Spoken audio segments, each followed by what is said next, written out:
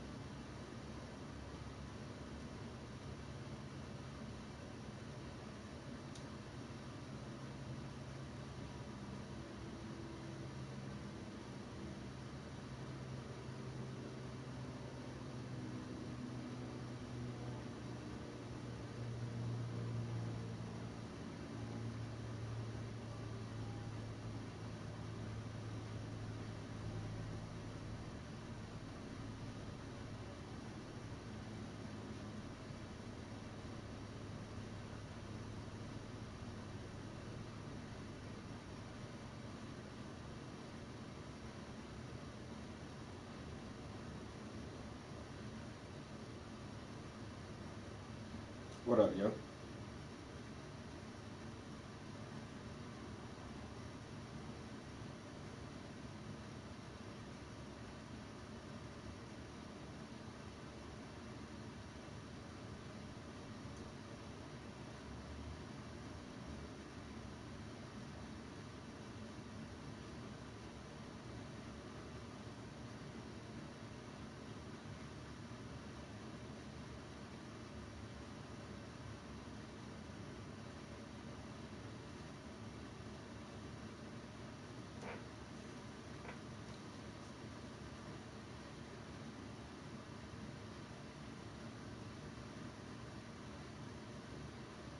Um, just checking all my messages and emails and everything else.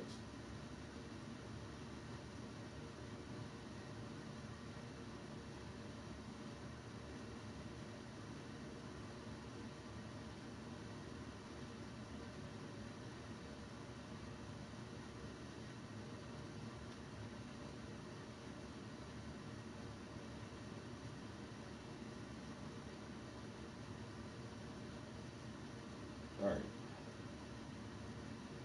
I did all that. Let's check this real quick.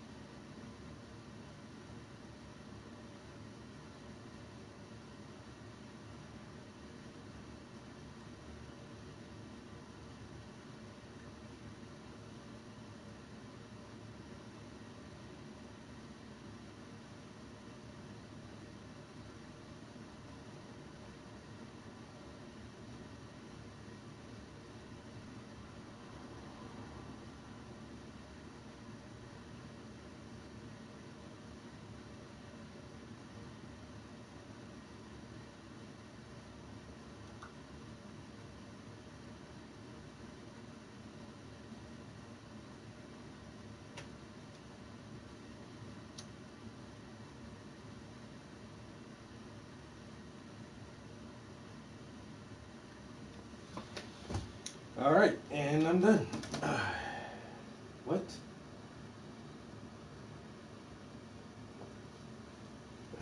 Scanning for what?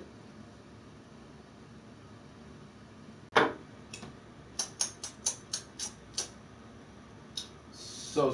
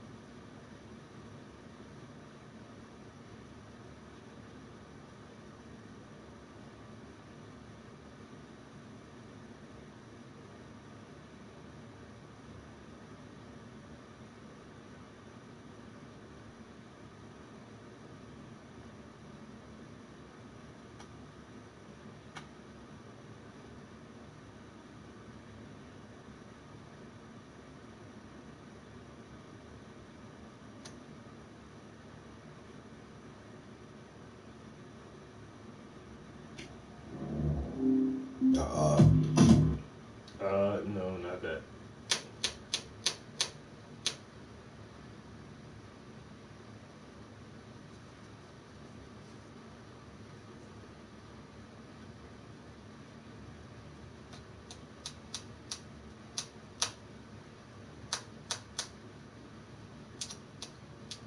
Douglas Murray? Who the fuck is this guy?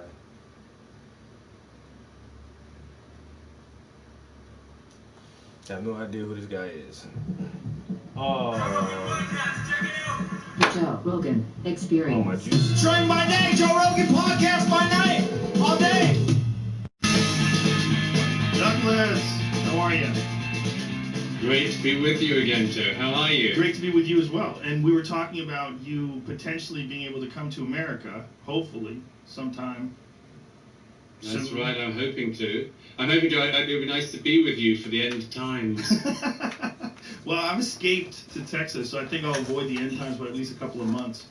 Yeah, he's in think, Texas. We'll know. You think that's what it might Because, involve you? I Because think it's already California is happening in burning up. California. I mean, this is if it keeps burning the way it's burning, what's going to be left? Ain't it? Some Yeah. friends of ours sent photos from Mammoth, California, up in the mountains. It is a hellscape. It's a terrifying vision. It's just everything is on fire. It's so bizarre. Yeah.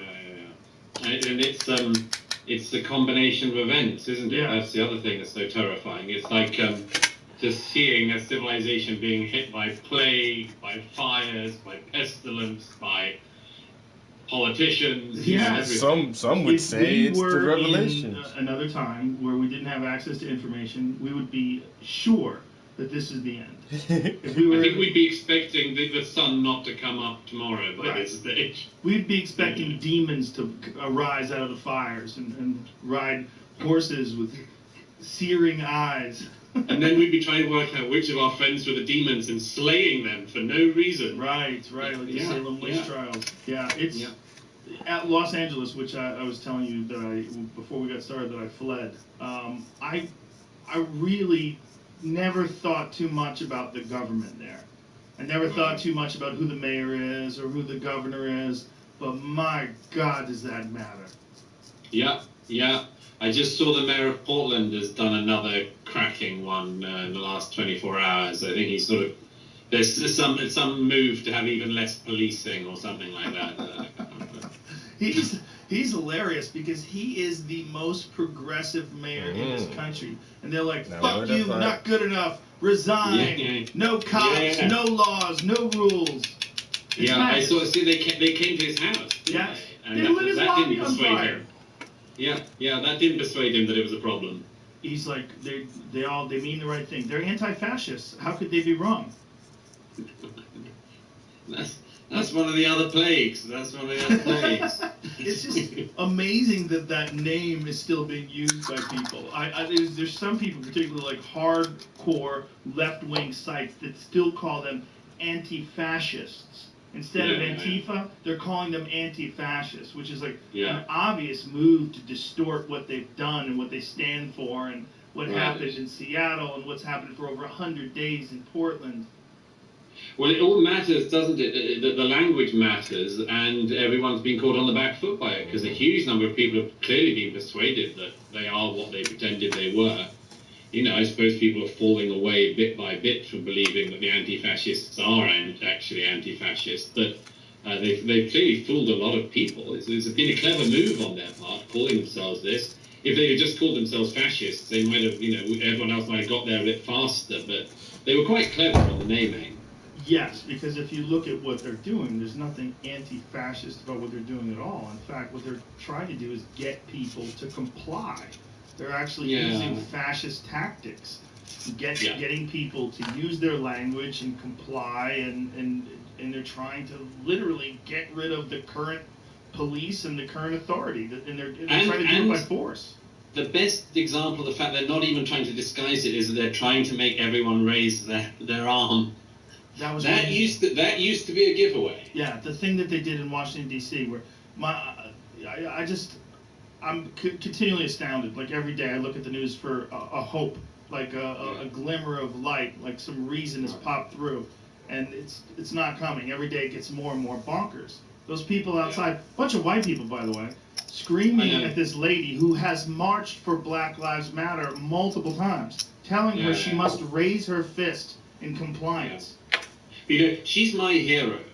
She's my glimmer of light. Yeah. She really is. Quite often in sort of good times or comparatively good times, people say things like, where are the heroic people? And they sort of forget that heroic people come up because bad things occur, and heroism, which they didn't know was there, comes out. I think that woman is a very good example of that. She probably didn't know she had the heroic instinct to make her not go along with the mob. And she just, one evening, in her own spare time out for dinner, proves this incredibly heroic trait, which is, no, I won't go along with you. You can't tell me what you do. I won't raise my fist. I won't kneel. I won't dance. So, yeah, there's the glimmer of light. And she was really, I mean, she was in a beautiful position, being that she has marched for Black Lives Matter. She does believe in the cause of stopping police brutality against people of color. She believes in all those things. But she's like, that's not what this is. This is a bunch of thugs bullying me into compliance. And it's a bizarre, disgusting, natural human instinct to try to get people to bend to your will. And that's what all those idiots were doing when they were surrounding her with this arbitrary gesture of raise your fist, as if that helps anything. Also, didn't you feel, I mean, people are too generous to the people who go along with this. But when I saw the footage of the people in DC restaurants who did go along with that, you know, sitting having a quiet dinner with their girlfriend, and then these people come in and they sort of do agree to raise their fist. And you could see some of them looking a little nervous when the chanting started to become "fuck the police." You know, like, oh, I'm not sure I'm on that one. But no, I feel a sort of contempt for those people, because that is also the problem. The problem is these people who are willing to go along with the crowds and be told by the crowd what to do, instead of standing up, which they should do, and saying, "Excuse me, I'm trying to have a dinner with my girlfriend here. Fuck you." Surely. I agree with you, but I think those people are just in fear, literally, of their safety and possibly their life. We've seen so many instances of people getting beaten up and stomped and kicked. I'm sure you saw the one guy who got pulled out of his car, and the guy ran up behind him and kicked him in the head and knocked him unconscious. I mean, they're doing this for people that have done nothing wrong for no reason. Absolutely. It's just mob mentality. But you know as well as I do, if in a restaurant in Washington, D.C., and a beggar comes along and disturbs the clientele, you know, the restaurant staff will move the beggar along. It's an ugly sight. It's an ugly, you know, division that exists. But if a mob comes into the restaurant, the restaurant staff don't do anything either. I mean, everyone is in fear of these mobs. And at some point that has to stop. At some point people have to say, individually or as groups, we're not going along with that. And you can't intimidate us. You just can't intimidate us. Well, that's what's scary about these things happening in places that have open carry for firearms. And you know, you're seeing that obviously in Kenosha when that 17-year-old kid showed up with a gun and they attacked him and he shot and killed 2 people. And this is a really scary moment where it can tip one way or the other. And my fear is that after the election, it tips in the worst way possible, because I don't see I think I'm the best at moving these things, resolution, left or right. I think if Biden wins, people will be furious, and if Trump wins, people will be furious. Yeah. Well, you know, I'm the best at rolling that shit, son. I've spent quite a lot of time in it, I'm dripping. But I do have to say, watching it at the moment, I mean, this is all the basis for civil war. Yeah. And I'm sure you know that, but I think a lot of people haven't quite realized this yet. This is all, you know, my country went through this 400 years ago. A fundamental debate over the nature of our state and our government. And it seems to me you have a fundamental disagreement like that going on there now. You know, a portion of the country doesn't believe in the founding principles, and another one holds them to be absolutely holy. I don't see how you reconcile that. I agree with you. And my friend Tim Pool was talking about this over a year ago. He's saying, I see this country headed to civil war. I was like, that's a bit hyperbolic. I'm like, that's kind of ridiculous. I thought he was just being silly. I thought he was just taking it too far. Like, oh, we'll be fine. But this is pre-COVID. This is Perfect. I think COVID has ramped up everything considerably because everyone's so nervous, and there's so many people out of work, and there's so many people that have the time to do these things, to show up in front of the mayor's office or the mayor's house and light it on fire in Portland, because they don't have jobs. There's nowhere to go to. And there's also no hope. And as they see these traditional structures, the traditional economic structure, the traditional political structure, as they see these things deteriorating, they're making their moves. And this is where it gets really spooky. Because if they continue to do things like Chaz, the 6-block place in Seattle, I mean, that seemed like almost a little bit of a test, test run. I mean, they did a Mad Max-style takeover of 6 blocks in Seattle and held it for a considerable amount of time with the compliance of the mayor, who called it the Summer of Love. I know. I saw a video of that of what happened after Chaz, and there were like sort of zombie-like people lying around on the grass. Everything seemed to be covered in urine, and there weren't any statues, obviously. There were a hell of a lot of plinths, and everything had graffiti over it. And I thought people should realise this is what you inherit. You'll inherit rubble. Yes. You'll inherit piss-stained rubble. And I'm not sure how many people have got that lesson yet. Well, they should read your book. The Madness of Crowds is excellent. It really is. It's a very good book, and you wrote that book before the shit really hit the fan, but it was eerily accurate in many ways. You were talking about the current problems and where they could lead, and there's so much of what you were saying in that book that can be used as like a guide to what's happening. Yeah. That's what I hoped. I mean, I did it a year ago. I've updated it, and what did you update? Well, basically, because now it's out this month, is that basically I thought something very interesting happened through the COVID era, which was that at the beginning of it, I thought, like we all thought, okay, this is a plague like the Justinian plague. It's going to end the empire. We're all going to lose massive numbers of our loved ones, and if that's the case, at least at these end times, the social justice warriors will pipe down. It was my one consolation was I thought at least we won't have to deal with them so much, because if everyone's got real problems, if everyone's got real complaints, kind of microaggressions start to seem less important than they have done in recent years. So that was my assumption at the beginning, was if the plague was what it seemed at first, then we'd hear less from these people.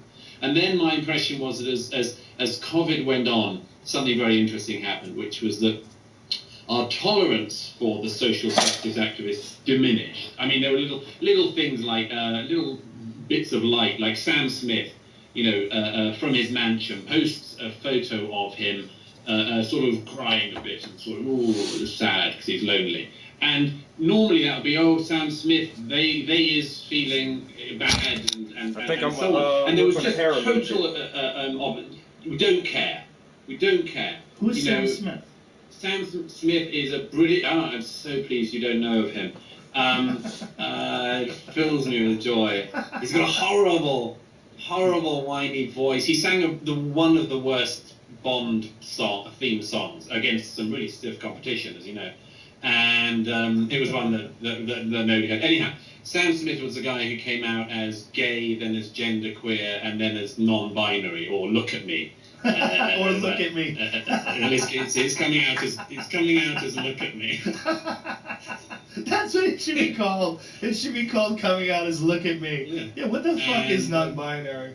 My God. So then he came out as look at me, and then a bit later he wanted more attention. He posted a photo of himself in his mansion saying, how difficult he was finding COVID, and there was a complete lack of empathy. Oh my God. And I sort of thought things like that were a good sign, because that's it. If at best we're all going to see a massive decline in our living standards and our whole societies have got mass unemployment and so on, then I thought, well, at least we'll hear a bit less from those guys. And then several things happened. The first was that some people started doing things along the following line. As you know, in Madness of Crowds, I do each of these in turn. I do gay, women, that is relations between the sexes, race, and trans. And I noticed that the women thing came in first, that people started saying things like, women are suffering most from COVID. And I thought, well, okay, we've got to look at the stats on this. And then the stats came in and it showed that men were disproportionately likely to die. And then the same people said, well, the men might be doing the dying, but the women are doing the suffering or something. And that didn't make very much sense, but it showed that there were some people who needed to look at this through the prism they've looked through everything, which is women, men, disproportionate relations between the sexes. And then you've got some people doing that with gay. The BBC in my own country, in Britain, started running pieces about, it's difficult for a lot of LGBT people because they're living with their families who might be homophobic. And again, you sort of read these stories and you thought, well, yeah, a lot of people are living with their families who are their families.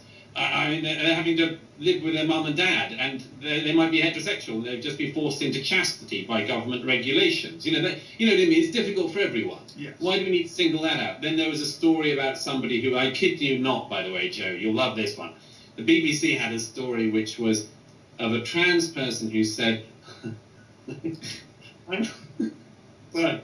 The headline was, I'm fearful that I'm going to be buried in the wrong gender. Oh boy. And of course, I just thought, well, a lot of us are just fearful of being buried, period. Yeah, please call me a woman when I'm dead. I don't give a fuck. You can misgender me all you like. I don't want to be buried. That's not so crazy. Not this year. Ugh. Not this year. There's so much nonsense. So that sort of thing started happening. I thought, oh, this is they're just. But again, I still thought they'll double down, but the majority won't listen to them. And then Minnesota happened, and the race one came back with a vengeance. And that had been happening through COVID, obviously, because in all of our countries we had this thing of ethnic minorities, particularly black people, suffering disproportionately from the virus. And what I was worried about was that in the American media and the British media and elsewhere, this was being portrayed as if this was the case, and it does seem to be, then it was because America couldn't even import a virus from China without giving it its own special racist spin. That all of the things that you could look at to explain why there might be a higher mortality rate, including higher numbers of perhaps nurses in the health service, underlying health issues, and much more. That wasn't being focused on. It kept on being portrayed as if this could only be because of racism. Mm. And that just worried me, because I thought even a virus, a pandemic, can't bring us together. And we still have these people doing this. But as I say, it wasn't until after Minnesota that then that really took off, and we discovered something very important, which is that racism and the whole issue of race is even more important than trying to avoid the pandemic. And that and everything that's flowed from it is just rolling on, and it's very, very worrying. It's everything I feared would happen, which was everybody doubling down on these identity traits in the era when we all hoped we could move beyond them.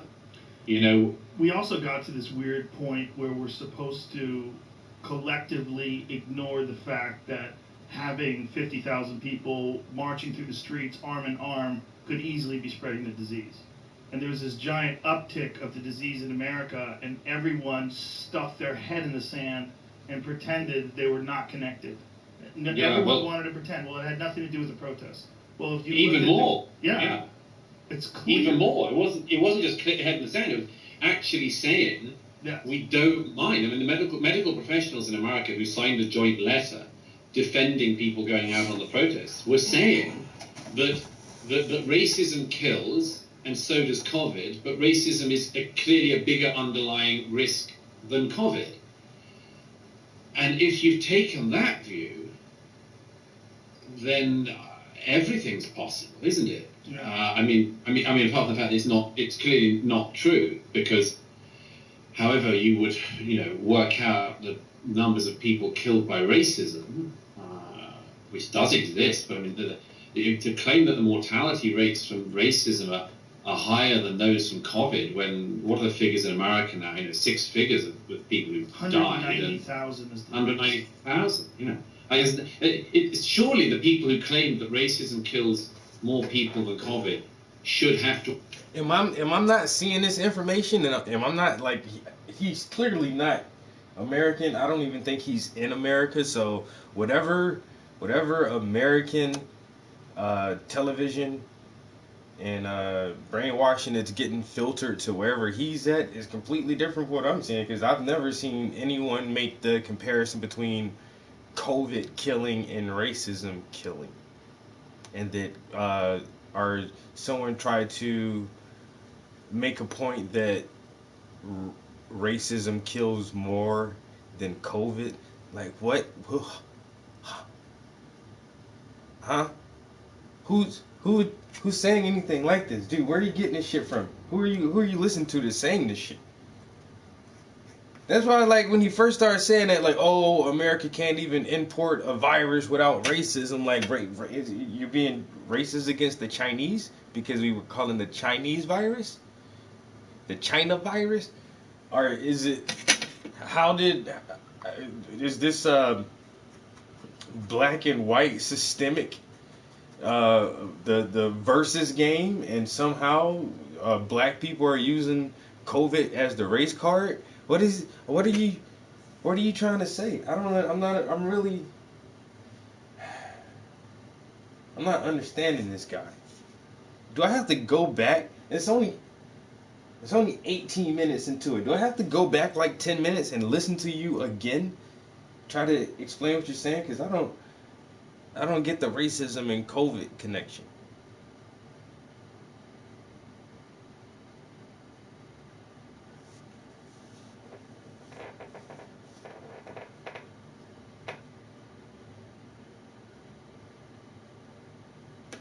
Yeah. You know, the restaurant staff will move the beggar along. It's an ugly sight. It's an ugly, division that exists. But if a mob comes into the restaurant, the restaurant staff don't do anything either. I mean, everyone is in fear of these mobs. And at some point that has to stop. At some point people have to say, individually or as groups, we're not going along with that. And you can't intimidate us. You just can't intimidate us. Well, that's what's scary about these things happening in places that have open carry for firearms. Yeah, and sure. you're seeing that obviously in Kenosha when that 17-year-old kid showed up with a gun and they attacked him and he shot and killed 2 people. And this is a really scary moment where it could tip one way or the other. And my fear is that after the election, it tips in the worst way possible, because I don't see a positive. Well, if you go by the statistics, they're saying that's because black and brown people don't have the same access to sufficient health care, and that the healthcare system is biased as fuck too. That's why more black women die in pregnancy than anybody else. Because they don't give a fuck when a black lady says, hey, I have a pain here. Oh, take an aspirin. Bitch, you need to do whatever medical procedures you do to everybody else until you figure out what the fuck this pain is. But they don't do that shit for black women because they don't believe them or they don't care enough. And poor black and brown people don't have good health insurance or access to quality health care. And so you're going to die not from COVID, but from hypertension and diabetes and blood pressure and everything else. Obesity and everything else just because you ain't got access. And now COVID is just something else that's going to fuck your ass up and shorten your lifespan because you don't have access to quality health care. And motherfuckers don't believe you when you say, hey, this shit right here fucking hurts. It's hurt really bad. And motherfuckers just like, put a Band-Aid on it. Like, nah. I know one lady, she said that her fucking chest was hurting. She goes to the doctor and you probably have acid reflux. This motherfucker had a heart attack like the next week. No, it's not acid reflux, but my chest is fucking hurting, and she went into cardiac arrest. Like, did you run sufficient tests to really figure out what her chest pains was, or did you just listen to her symptoms and told her some shit and tell her to take some fucking Mylanta or Pepcid AC or some shit? So yeah, black and brown people are, disproportionately killed by COVID. COVID. But that's because that's how the system is. For every illness, ailment, and dis-ease. Because they always try to keep us at dis-ease. They don't never want us to be easy. Just, easy going. They want us at dis-ease. And keep your ass diseased. Diseased and sick is how they really want you.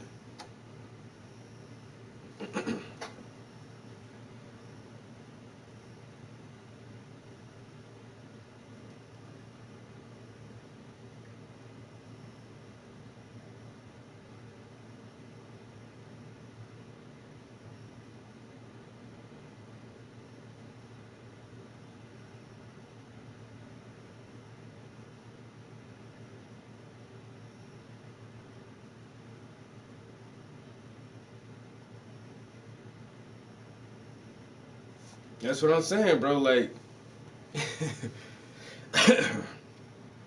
How motherfuckers supposed to go to the doctor when nobody don't want to see you? Man, this healthcare game is a fucking, that's all it is, man. It's a goddamn money game, yo.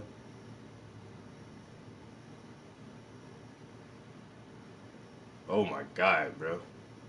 I say, man, that diabetes, yo.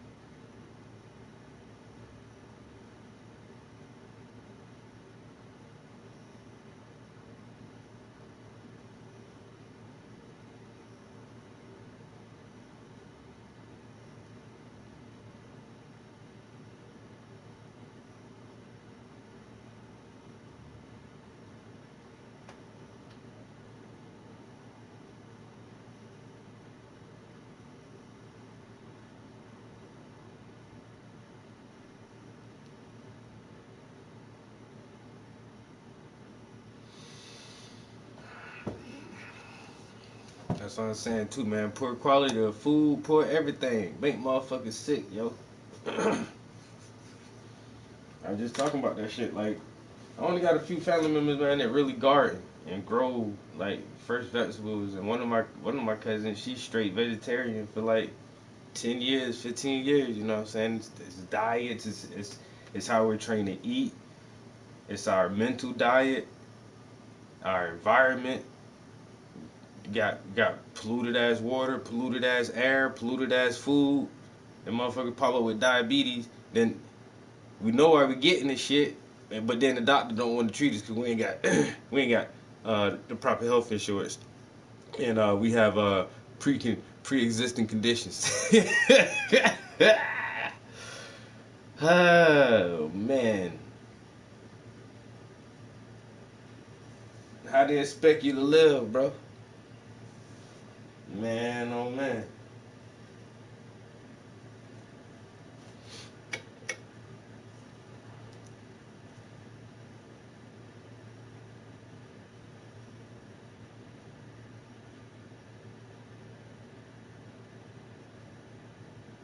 That's crazy. Yeah, you gotta be completely unemployed and poor before the government decides to help you out with like the sub minimum accommodations for anything. But as long as you making some money and Uncle Sam taxing that ass to death, oh, you want us to take care of your physical health? Uh, Hello, insurance company, we got another one.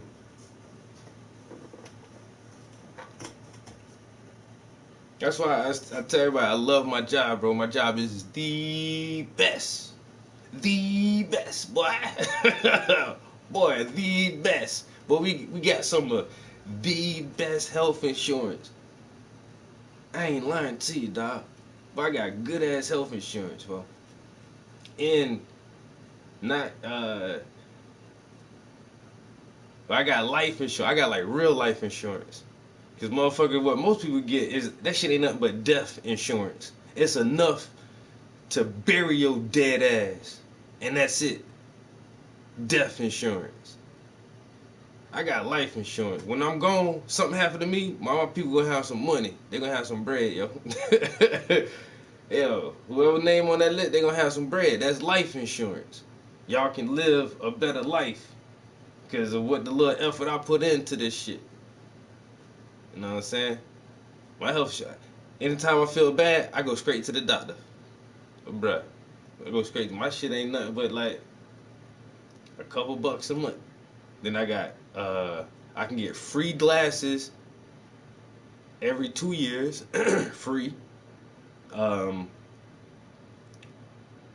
any kind of like minor dental work, that shit free. Cleanings, free. Even minor like fillings and caps, free. I get that shit free. I got a cavity, they go fill that shit for free. And goddamn my life insurance, that shit over I think that shit like 150,000 or some shit. It's a little bit of bread, yo. Then I got 401k, all kind of shit. That's why I love my job. I love my damn job.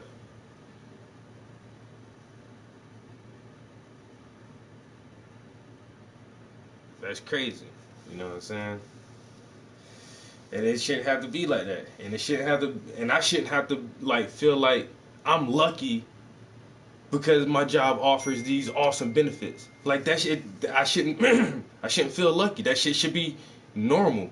Like you work. I need to be in good health in order to come to work to make your company money. So why don't you help me take care of my health so I can help you make fucking money? I ain't want you to pay all this shit. Yeah, of course, pay something into it. You know what I'm saying? But goddamn, I'm working for you. I'm making you all the money. You can't help me with my goddamn health care and something if something happened to me, you ain't gonna help me take care of my family. That shit crazy. I need some kind of reassurance.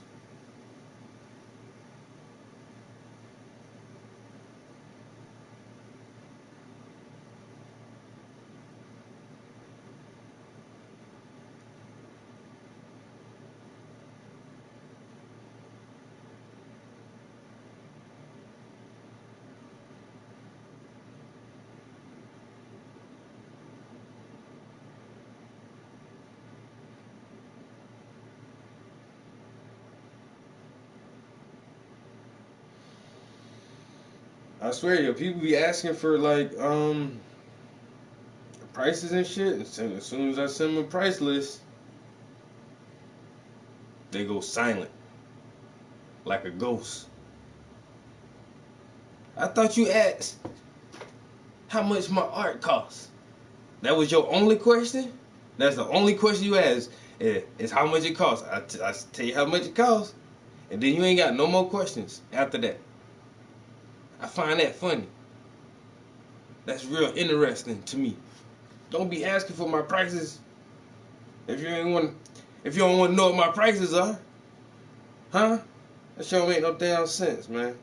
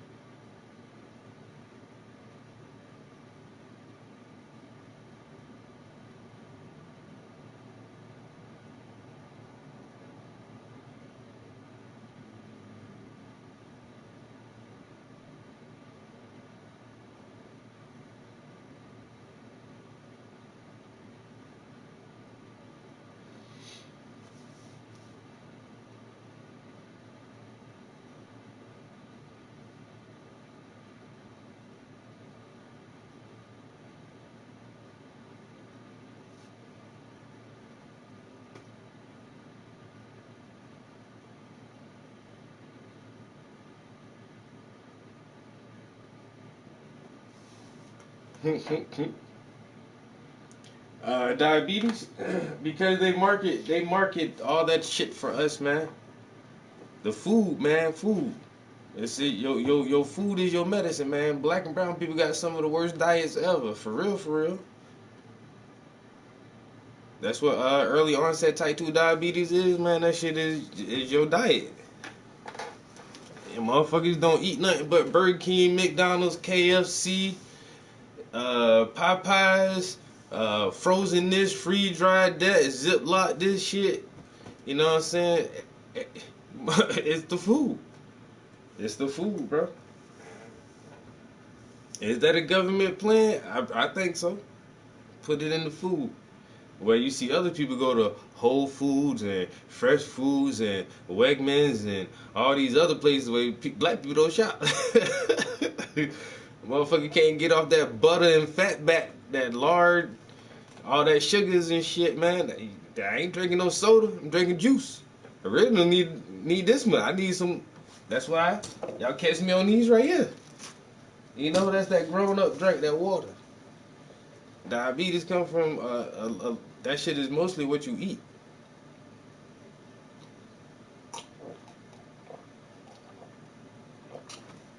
This nigga, this nigga say my supermarket is a gas station. God damn. What the fuck? I get my tissue, my toothpaste. Let me get some Doritos, 2 packs of Ho-Hos, and some blunts. And some dish detergent. All at the bodega. While his car sitting at the gas tank. Let me get 1147 on pump 9. This nigga say my supermarket is a gas station. What the hell? Kool-Aid and Red Bull almost put me in the damn grave.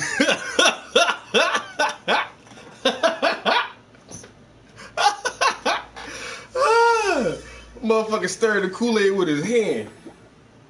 We ain't got no more sugar? That shit ain't gonna be sweet enough. Oh, damn. Yo, Smoke, what's good, bro? Yo, damn. That nigga stirred the Kool-Aid with his hand. Put some more sugar in there. Shit. Red Bull, man, I drank that shit one time, bro. My goddamn hand started doing that. Never again. I just be sleeping, man. Fuck that shit, man. I'd rather fight my sleep. And then they come out with 5-hour energy. Huh? This shit supposed to pep me up for 5 hours? What kind of cocaine shit is this? Hell nah, son. I don't fuck with no shit like that. I barely drink coffee. All that caffeine and sugar and that shit, boy. I have a motherfucker looking like Cornholio out here. He's talking about these are TP for my bunghole and shit. Oh, man.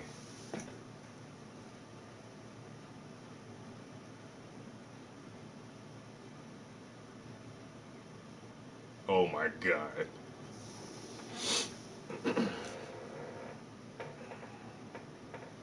What the fuck I do with my... Oh, I gotta say... Y'all boys tripping this morning, yo.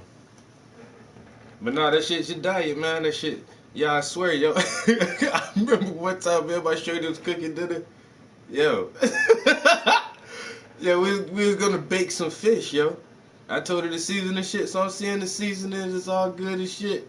Man, she took a whole stick of butter and cut that shit in 4 quarters and put 1 quarter of butter on each fish. I'm like, bitch, you don't need all that fucking butter for one goddamn piece of fish. That's a whole quarter stick of butter for one piece of fish. You about to give me a goddamn lard attack in this shit, man. I took all that butter off that shit and took 1 quarter of it and cut that shit into quarters, and there was still some more left. I'm like, girl, what the hell? She's like, I like how butter tastes. I bet you do like how butter tastes. And then I had another friend over, this motherfucker. I had steak on the grill. A good cut of steak, man. Cook that shit on the grill. That bitch put that shit on her plate. And went to the fridge and got some butter, a big chunk of butter, and put that shit on the steak and put that shit in the microwave. Did you just melt butter on your steak? Like, what kind of heart attack shit is that? Like, y'all eat too much butter, man. Well, man, oh, god damn. How much butter y'all need? I see why y'all neck be all sweaty and shit. You be in there trying to whack the sweat off your neck, man. That's that butter sweat, man.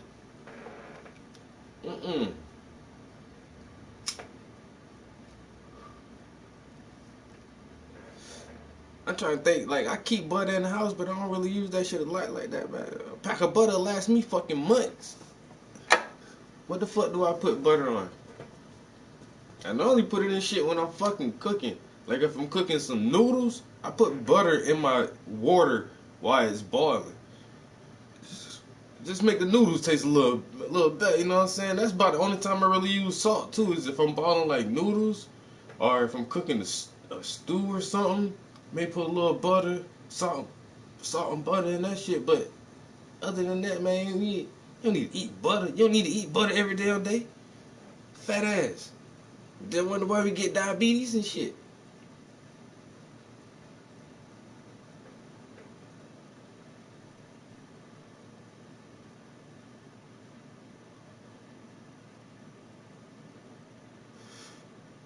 Never own a dog that you can't beat in a fight. Hell no. Nah. If my dog can beat me up, I don't need no dog to eat me. I punch the shit out of my little dog, let him know I'm the alpha. I'm the head of the pack. You gonna listen to me? Cause I'm gonna bite the shit out you, and I'm the hand that feeds you. So you gotta be alpha male. If your dog more alpha than you is, man, you better send that motherfucker to the shelter.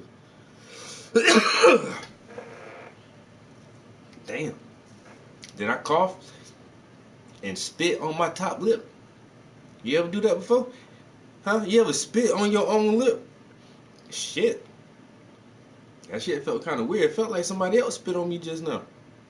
And it felt like it came this way. It's funny how gravity works sometimes. Alright, so what I'm gonna do today is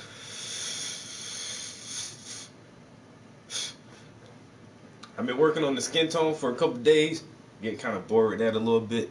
I think I'm gonna work on the hair and see if I can get some highlights on his hair and start making his hair pop out a little bit. And then I'm gonna work on the frame of his glasses and start tighten up his spectacles a little bit.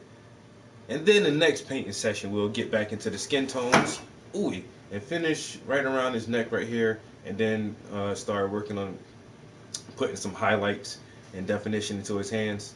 But since his face is mostly done, like I said, I just want to go ahead and like add a little detail to the hair and work on the glasses, and then I'll feel more comfortable like working my way down the canvas a little bit more.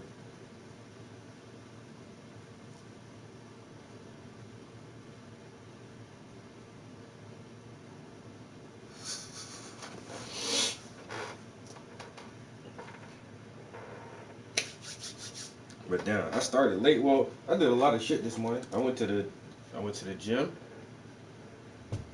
I had to wait till 7 o'clock because on the weekends now the gym doesn't open till 7. So I just stayed in bed, slept late, went to the gym, went grocery shopping.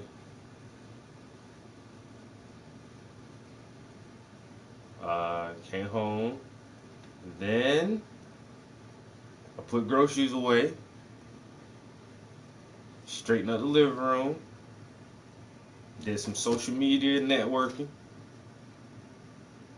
took a shower, washed my hair, started laundry, and now I'm in the studio, about to fucking paint. But this been a slow morning, so I'm already feeling hungry. I ain't gonna lie, yo, it's already 12 o'clock. I've been in here running my mouth for an hour. I'm gonna have to eat something soon, guys. But it's a good thing that I went out for lunch yesterday, but I didn't finish my lunch. So I'm gonna have that leftover lunch for lunch today. You feel me?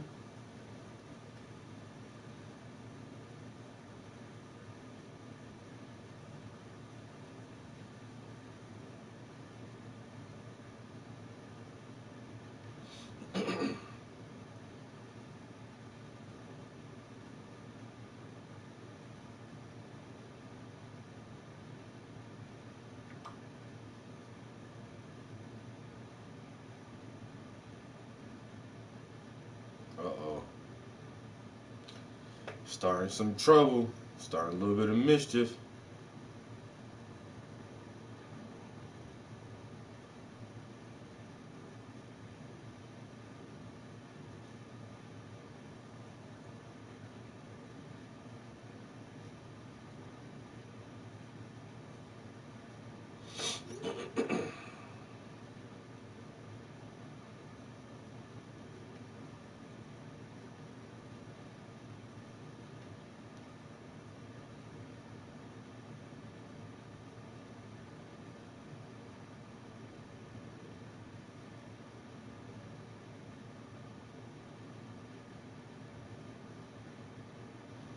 homie just hit me up too.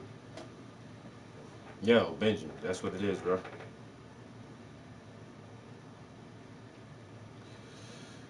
Trying to get these commissions done. Ooh, ooh.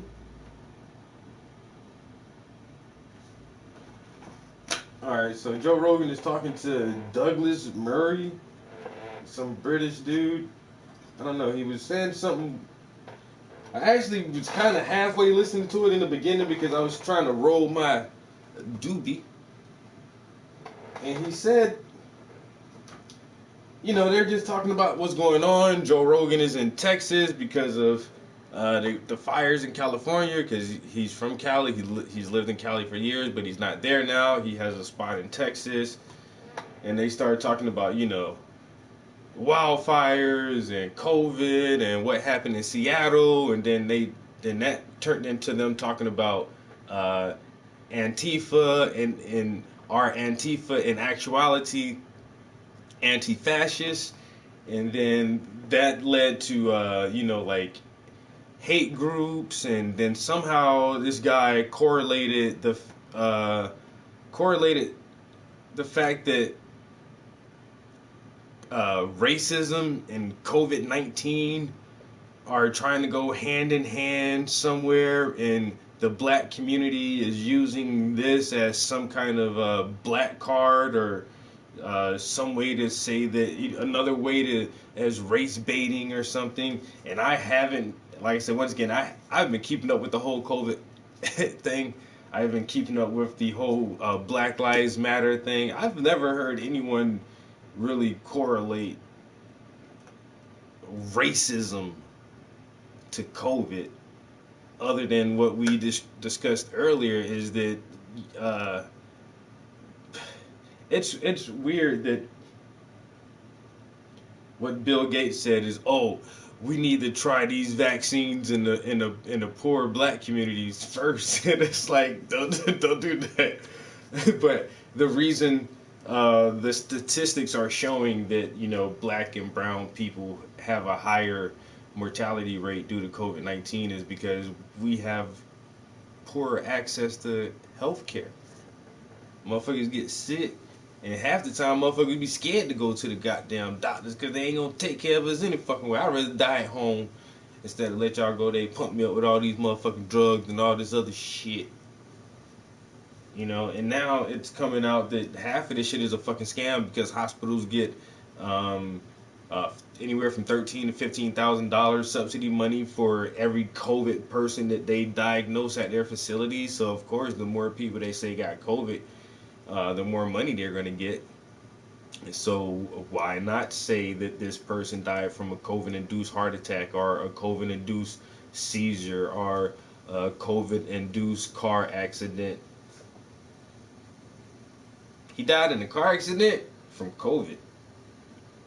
How does that put it down as COVID, motherfucker? Like I said, COVID-induced car accident. The shit is weird as fuck.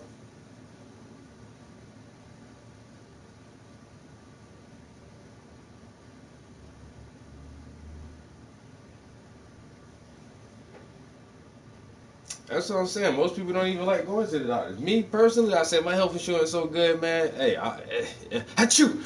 Hello, doctor? I just sneezed twice today. Can I come in and y'all check my blood pressure or something? I don't know. It might be hemorrhoids. I don't give a fuck. If my eye itch too long, hello? Yeah, my eye been itching for about an hour. Yeah, I think I need to come in and have. Can you send me to an eye specialist, optometrist, please? Hello? Hello? I'm saying anything. Going to the doctor.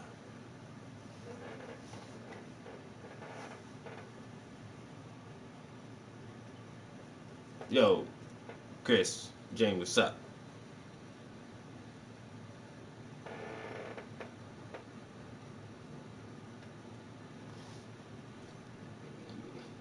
Man, shit.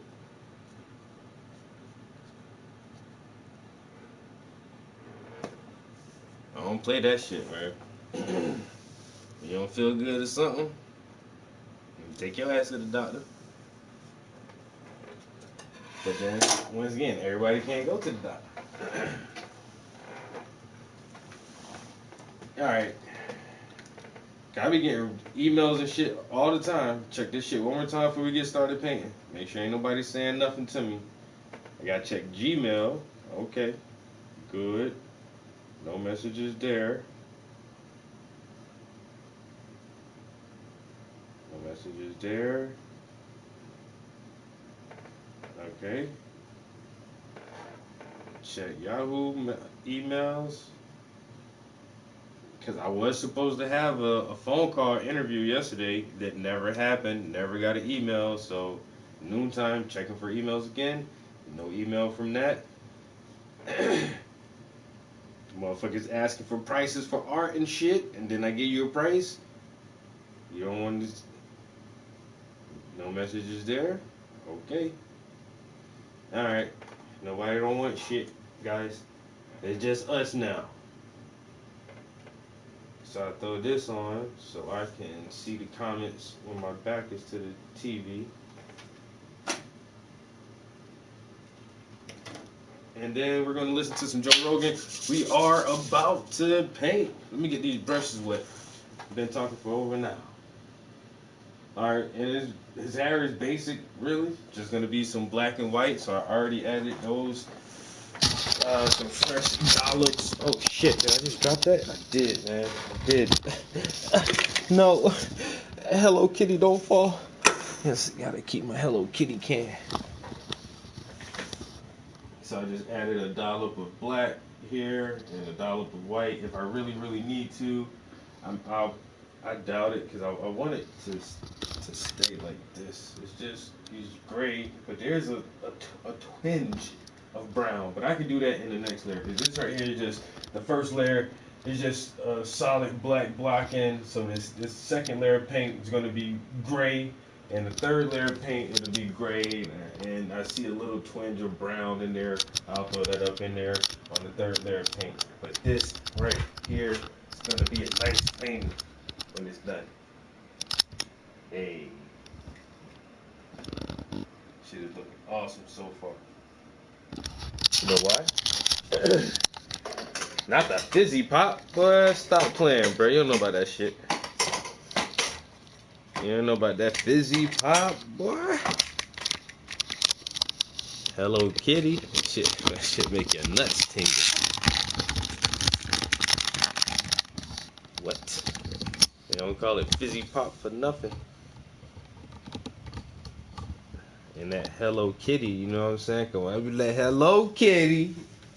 I got that fizzy pop.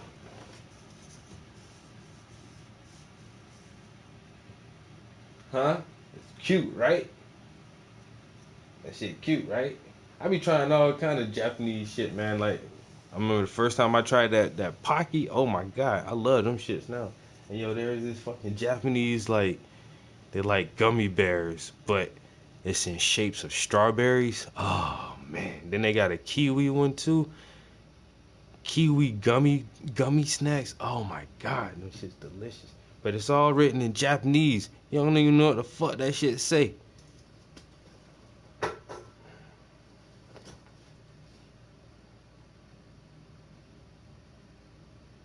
Oh yeah, that's definitely a soda. I had to try it though, man. It's fucking Hello Kitty fizzy pop, bitch. Like I'm not gonna try that shit. That's definitely a soda. Man, that shit has so much sugar in that bitch, yo.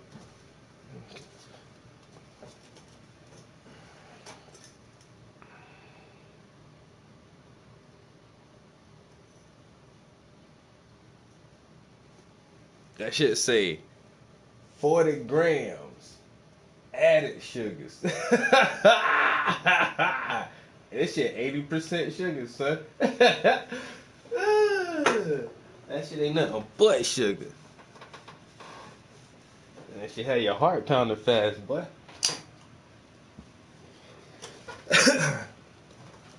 That's that heart pounding shit. Hello Kitty fizzy pop. That's that shit. It make you feel like you need to do something, like you can't really sit down. You know what I'm saying? So that's why. Hey, girl, I tell you, hello, kitty, come here. Then Drake that shit just now. Shit, my heart beating too fast. I need to do something. I feel like I need to be running up in something. Up a hill. Or down the hill.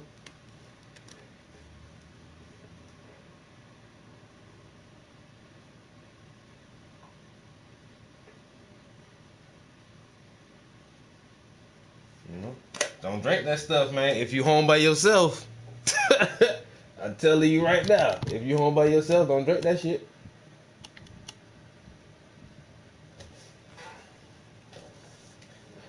Alright.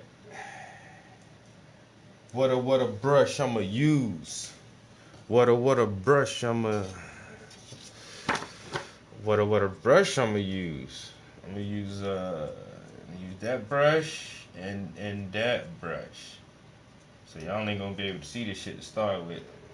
But I'm gonna just paint black on top of black cause I need my black to be wet. But that dry, cause that's just the foundation layer. But now I want some black that's wet. Cause it's always better when it's wet. You know why? It's easier to work with. But everybody knows that. I mean, I ain't had to tell y'all that. Shit. It's easier to work with when it's wet. So you take this black, right? And see, I just want to put black like right here. And maybe right there. And like this. See? But it's gonna be the fun. It's gonna be the fun part when we add the whack to it. You know, swirl it. Everybody got a swirl? Can you say swirl? Add a little bit of that whack to that black. You know what I'm saying? But you do that black on black first, though. You know what I'm saying? Yeah. You do that black on black first. Get that black wet. What? And then you swirl a little bit of white in there. Shit, it's a motherfucking party there. Shit, nigga. I'm talking about painting, people. I'm talking about painting. It's colors. Damn, y'all need to calm the fuck down. What the hell? Talking about painting.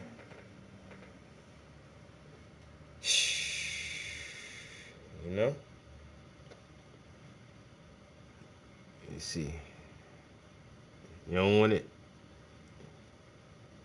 You don't want it too wet that it's messy. Just wet enough, you know. Just wet enough so you can work with it. Not so wet that it's going where you don't want it to go. Alright, so let me change my brushes using my patented one-of-a-kind French brush holding system. So now what I'm gonna do is I'm start mixing some of these grays together. And I want it to be not a light gray, but not a dark gray either. Kind of like an in-between gray. So how you get it an in-between gray is you want to use equal amounts of each color. That means not too much white or not too much dark, but equal parts of the same. And if you can do it just right, then you will get like a medium gray. It's not too bright, not too dark. I think I fucked that up a little bit though. That shit might be too bright. Might added too much white to it. You just had to do that black on black first though, to get it wet. And then you want to add a little bit of white, a little at a time. You add too much white at once, you spoil it. And it's hard to get it back. You know what I'm saying? You don't want it to do that.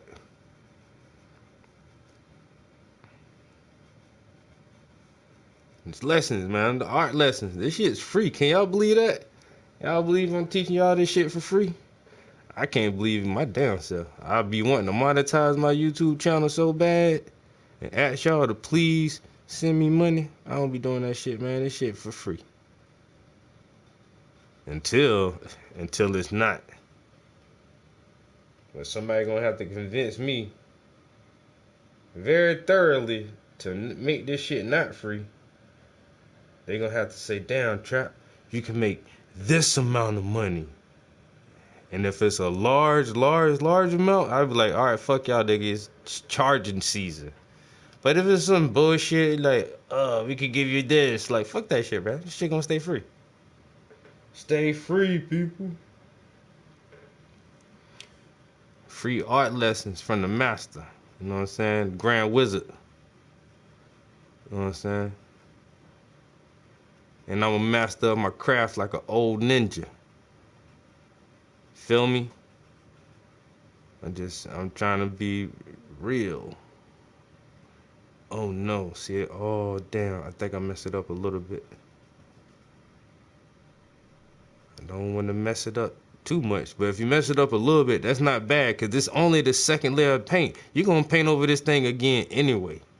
You know what I'm saying? Just like that, the whole first layer of paint. You can't mess that up, because you're going to paint over it. But then this, you can kind of mess it up, but not really, because you're going to paint over this shit too. Now, the next time I paint over it, if I mess it up, then you know that's a real fuck up. That's like, that's like, damn, motherfucker, it's your third time and you still can't get that shit right on the third time, the third try. I mean, this is the third go around, and you still ain't got that shit right. Then you fucking up. Then, you know what I'm saying. So right now on the second go around, you can still kind of like, you know, it ain't gotta be perfect. That's what I'm trying to say. So I hope y'all gonna be looking at my shit like, oh, that ain't look like I thought it was gonna look. Well, it ain't done yet. Shit, motherfuckers, this is oil paint, man. I ain't using crayons. This ain't acrylics. I'm just saying, man. It's gonna take a minute. It's gonna take a while for it to look right. But it's gonna look right in the end. Everything will come to fruition. I got a vision. I ain't really got a vision. I got a picture. The picture is better than the vision, because I ain't even got to imagine this shit. I'm looking right at the goddamn thing. You feel me? I'm looking right at the damn shit. I ain't got a vision. I got an image. That's a quotable right there. Somebody write that down. I ain't got a vision. I got an image. Damn. I got to remember that. But I smoke so much. As soon as I like this dude, I beat him and forget that shit, bro. And then I tell myself, why don't you just rewind the YouTube stream and try to see where. And then I'm like, man, fuck that. I ain't rewinding this long ass video. Motherfucker sitting in the studio for 3 hours. I'm gonna scan through a damn 3-hour video, try to find one specific spot in that shit. Way too lazy for that. Way too lazy. That's why I need a crew, man. I need a cameraman, a video guy, a sound guy. Our girl, you know what I'm saying? No discrimination here. A camera girl. Show me how you work that film. Is that digital? Word? Ooh, you smart. Where you go to school at?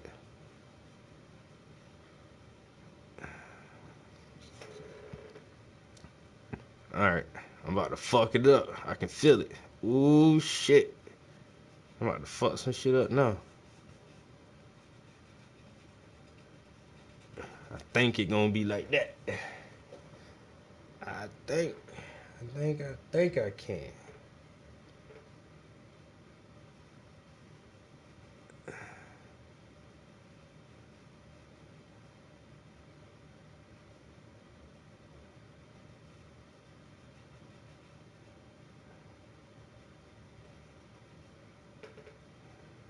What?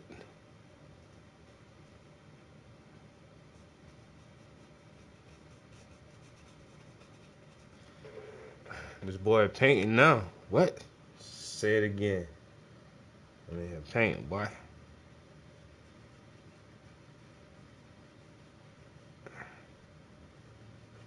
You know why I wanted to work on the hair? Because it was going to be fun. I like doing this shit.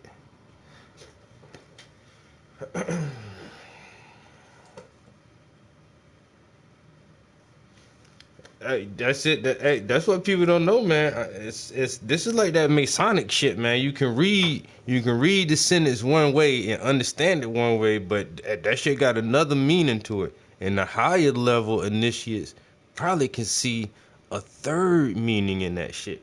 So I ain't talking in parables and nothing. It's just a lesson within the lesson in the lesson. You know what I'm saying? This shit is hidden in plain sight. Well, a motherfucker with wisdom, knowledge, and understanding will be able to decipher these quandaries. Where the fuck did I put my lighter? Huh? I ain't no philosopher. I'm a hoodologist.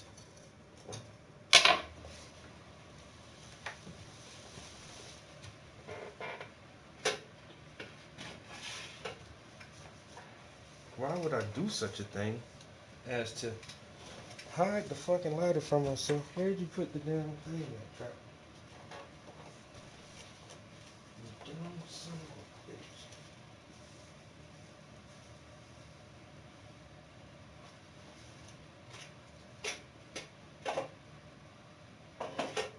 I found it. I gotta take a bathroom break real quick, guys. Real quick. I'll be right back.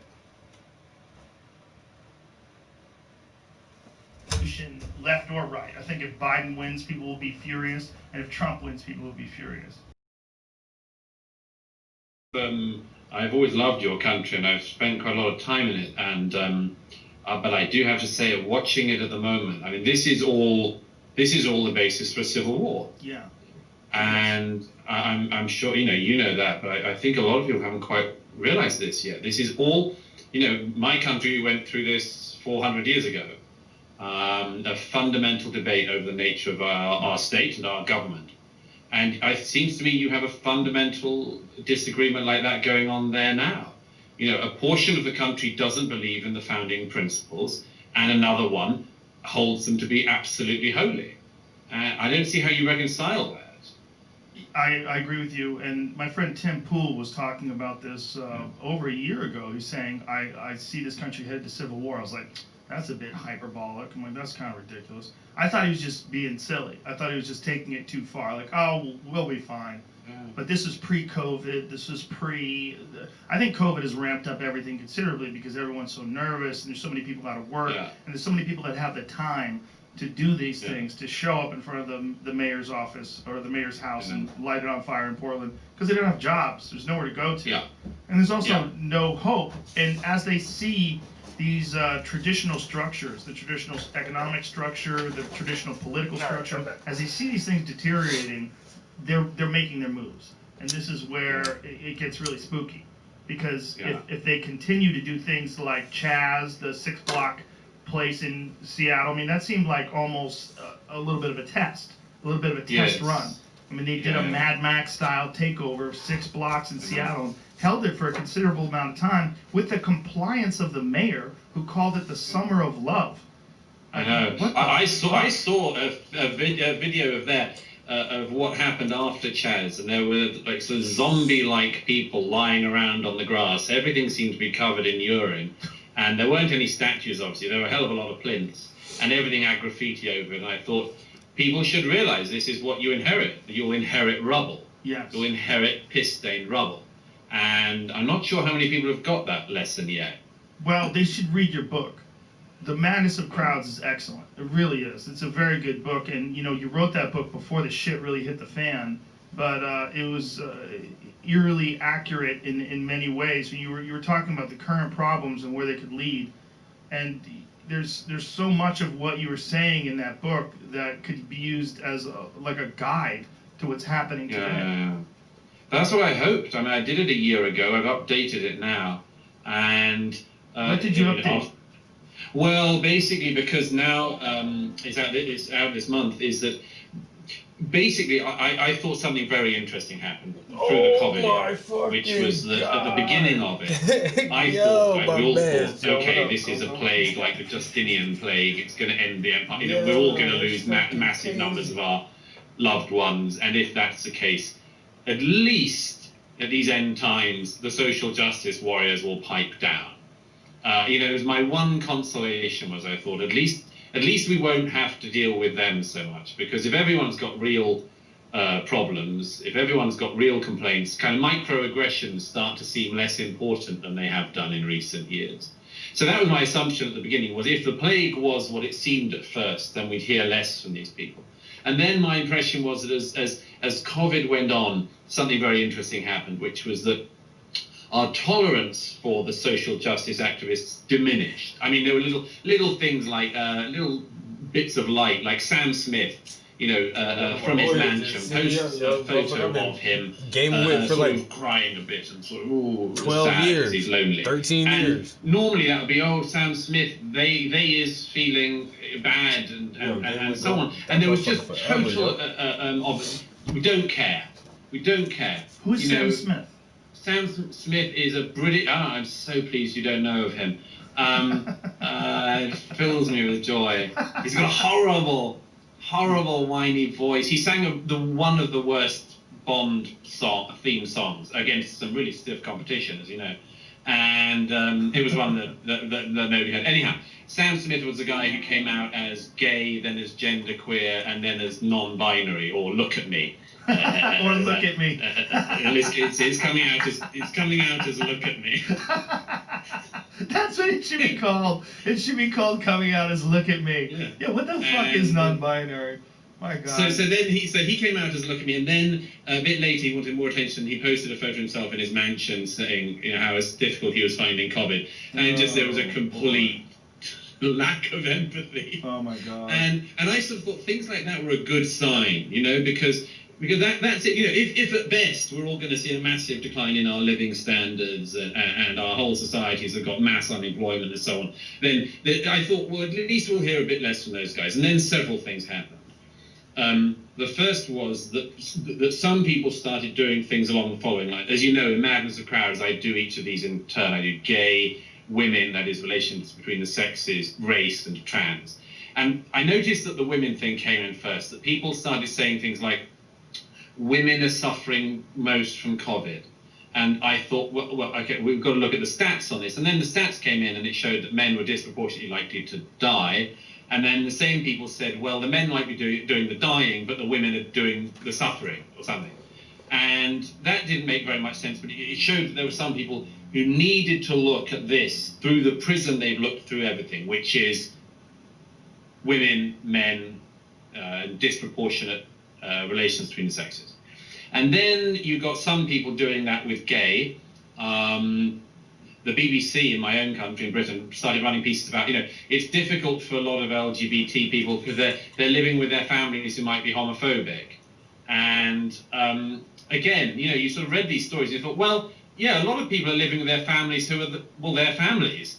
I mean, they're having to live with their mum and dad, and they might be heterosexual, and they've just been forced into chastity by government regulations. You know what I mean? It's difficult for everyone. Yes. Why do we need to single that out? Then there was a story about somebody who, I kid you not, by the way, Joe, you'll love this one.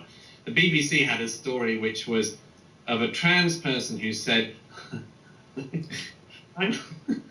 sorry, the headline was, I'm fearful that I'm going to be buried in the wrong gender. Oh, boy. And, of course, I just thought, well, a lot of us are just fearful of being buried, you know, period. Yeah, please, call me a woman when I'm dead. I don't give a fuck. You can misgender me all you like. I don't want to be buried. That's the first. Not so crazy. Not this year. Oh. Not this year. There's so much nonsense. So that sort of thing started happening. And I thought, oh, this is just, but again, I still thought they'll double down, but the majority won't listen to them. And then Minnesota happened, and the race one came back with a vengeance. And that had been happening through COVID, obviously, because in all of our countries we had this thing of ethnic minorities, particularly black people, suffering disproportionately from the virus. And what I was worried about was that in the American media and the British media and elsewhere, this was being portrayed as if. Listen. When I made them an offer, they then wanted it was because 59 America couldn't even import the virus from China without giving it its own special racist spin. You know, like all of the things that you could look at to explain why there might be a higher mortality rate, including higher and that's what people don't realize, yo. That's a nice service, neighborhood. It's a nice underlying health issues and much more. That wasn't being focused on. It kept on being portrayed as if this could only be because of racism. But it's just like, and that just worried me. I don't want to pay even a 50 virus, grand for that shit because a pandemic can't bring us together. And we still have these people doing this. You can get that shit for like 37 or 40 like that because it has the old bulb fuses in there. Racism and the whole issue of race is even more important than trying to avoid the one bathroom, the floor, it's a major fixer-upper. And everything's flowed from it. And the thing is just rolling on and on. It's run by when I was there, it was a property management. Like the owner didn't even want to handle that shit, yo. Whoever owned that shit, I never knew who the fucking owner of that shit was. It was from a property management company. So nobody cared about that shit, yo. Nobody gave a fuck about that house. You know?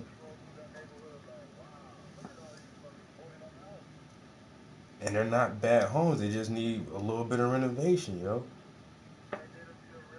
It'll be a really, really nice house.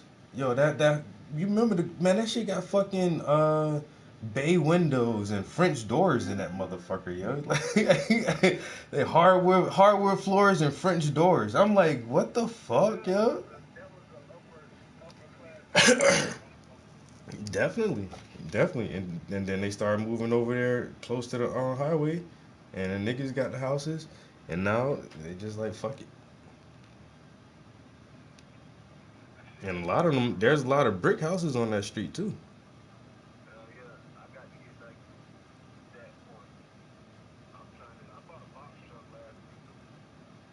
You about to do what last week? Oh damn, that's what's up, yo. Yo, white boy Brandon, he just bought a house off of TV Road, I think, for like 90.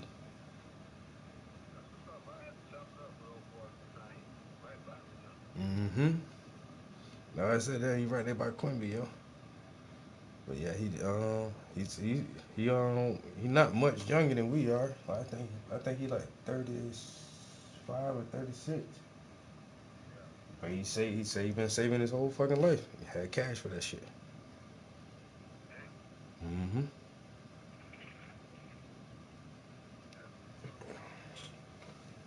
Yeah. That's the game now. That's the age where we're all thinking like, how can I get more properties? Like, yeah, I swear that shit used to be like Jordans and hats, and fucking cars. Like cars was okay, but cars depreciate over a while, and now it's like, I need a property. Gotta figure out how to get some more houses. Hell yeah, you gotta teach, and that's the thing. Like, I mean, but you like I always admire you too, cause your grandpa was like, I mean, you had like that role model, and pops got shit. You know what I'm saying? So at least you know it's possible. You can see you as a child, you can see like that shit is possible to have shit like.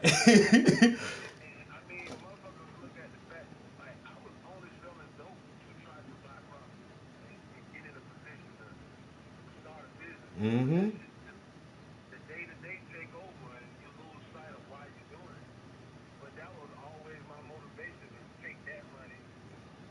To be a businessman, yeah. Yeah, that shit was a business. Now, you got to that's the only motherfuckers who good at that shit. At the dope game, you gotta look at that shit just like a fucking business. Right? Like goddamn, I don't know. Like everybody thinking different now. Like shit. But hell, if we can go in on the property on Waverly, damn right I'll buy. Hey, I'll go ahead and you with that some shit. Yo. Fuck that.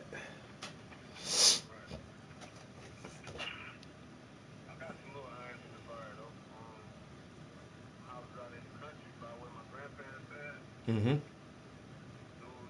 Showed me 3 of them, and then you can get one of them, or you can get all of them, and trying to work deals and shit. It's kind of similar to what I did in Hartsville. I keep thinking about a trailer park, man. I remember Nikki was talking about that shit one time, yo. But Trailer park would be cool, but I'm trying to get houses. houses. Start the trailer park to get the houses. Because them fucking trailers, man. Actually, owning the land for the trailer park is great, but them trailers be breaking down. Just Like rent. them folks, I'm thinking about renting it out, yo. Just renting spots out. If you can just buy enough land and then rent the spots out, because the land, yeah, you get lots. These about $200 a month. yeah, that's what I'm saying. I definitely be with that. That's what I'm trying to find. Because the land up here, man, that shit expensive compared to shit down there, yo. We can get a couple of acres of land. You read that story about the family in Georgia? 19 families brought 90 acres. 90 acres of land between 19. It only took 19 families to buy 90 acres. But like it's so much like land down south. That's why like when I brought that little piece of land in Hartsville, man, that shit wasn't shit, bro. And then now I don't know what the fuck happened, but the appreciation, my shit went up. Like I bought that shit for like less than $3 grand, and now that shit worth $8 grand. That's good. What did you do with it? I forgot all about that shit. No, I put that trailer on there, and the shit just been sitting right there. I gave my mom the money to fix the shit, but I might never did nothing with it. So the fucking land and the trailer sit right there. I just pay the taxes on that shit every year. Yeah, you better rent that motherfucker out. Man, I know so many people that looking for a house to rent out. I gotta fix that shit. I gotta get you to fix that shit. Now you got everything you need. I need you to go out there and look at that shit, man. Give me a price on fixing that shit up. Damn right, bro. Uh, Just the people that come to me to rent my house, I can send them to you. yeah. Everybody looking for a house. Hey man, you see, I heard Nick, huh? this why. Damn, I don't know why I didn't think about this, but yeah, you already got all your shit together now, like all your equipment, everything. Yo, matter of fact, let me let me call you back, man, cause But before you go, you know Nikki moving to Alabama, right? my cousin, Yeah. hi, no, Don't ask me how I know, but I'm telling you it's soon. Act like you ain't heard from me, but I'm telling you because what they gonna do with the house? oh that's her house, that's Nikki, she paid for that, but the land in the family though, that's our land, um, that's why she was able to put her trailer on there, but that. Well, that's the only reason why I brought it up, because I thought you might be interested in make a move or some shit like that if it come open. Yeah, but Nikki, man, you ever been out to that land, man? That shit, man, they gonna take care of that property. Yeah. That shit needs a lot of work done to it now. Yeah, I saw the roof needs some work. You got to talk on that. You know, but I don't know. That's something else you can do, man. They like I say, with access to land, they you can't tell them you can't make no money, bro. I just been lazy on that shit. I ain't gonna lie, bro. I just been lazy because I asked after I asked old boy to fix that shit up for me, and he shipped me out the $2 grand. I just like just fuck it, and then Who did that? Julius. Oh man, shit. Yeah. You forgot he was a fuck nigga. I ain't never liked that nigga, dog. I know, I remember. I know. I'm not laughing I at that. I know. I get it. I get it. That shit. Hey, bro, that shit had me so damn bad, dog. Always was a fuck nigga, dog. Yeah.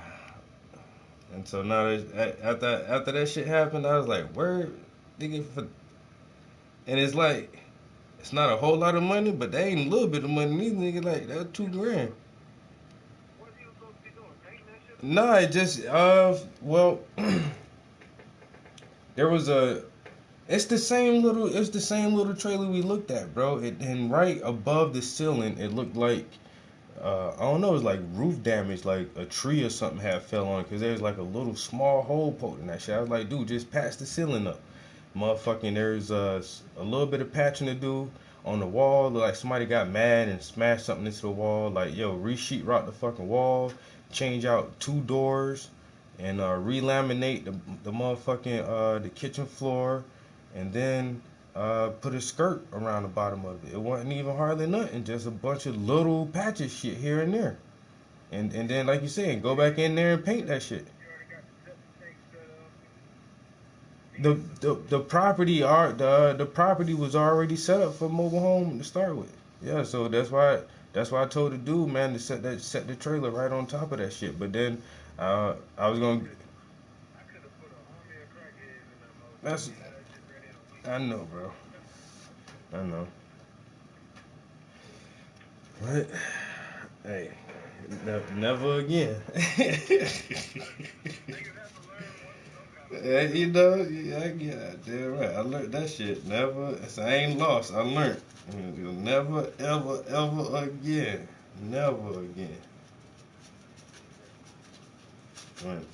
But yeah, that property, that shit almost an acre. It's like .8. Like, but then for some reason I paid two sets of property taxes on it because it's for Darlington County is labeled as 2 different lots. It's side by side and it looks like one piece of land, but it's labeled as 2 lots. And both of them together, they almost equal. It's like .8. We gotta talk about that some more, man. I can definitely get Yeah.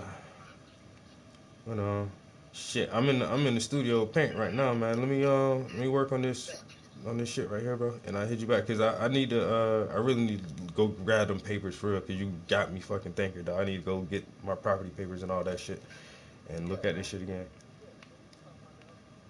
All right, for sure. Peace. I need to stop procrastinating on that lot. Everybody, every time I mention that shit, motherfuckers, hey, you ain't making no money on it. I'm like, it's there. I know I can make some money on it, but I don't be down there, yo. That shit all the way in South Carolina.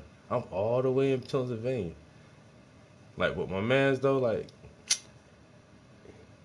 he really like got his shit together now, yo. He owned his own company, certified electrician. Then he has like a handyman service, like repair and like custom contractors and shit.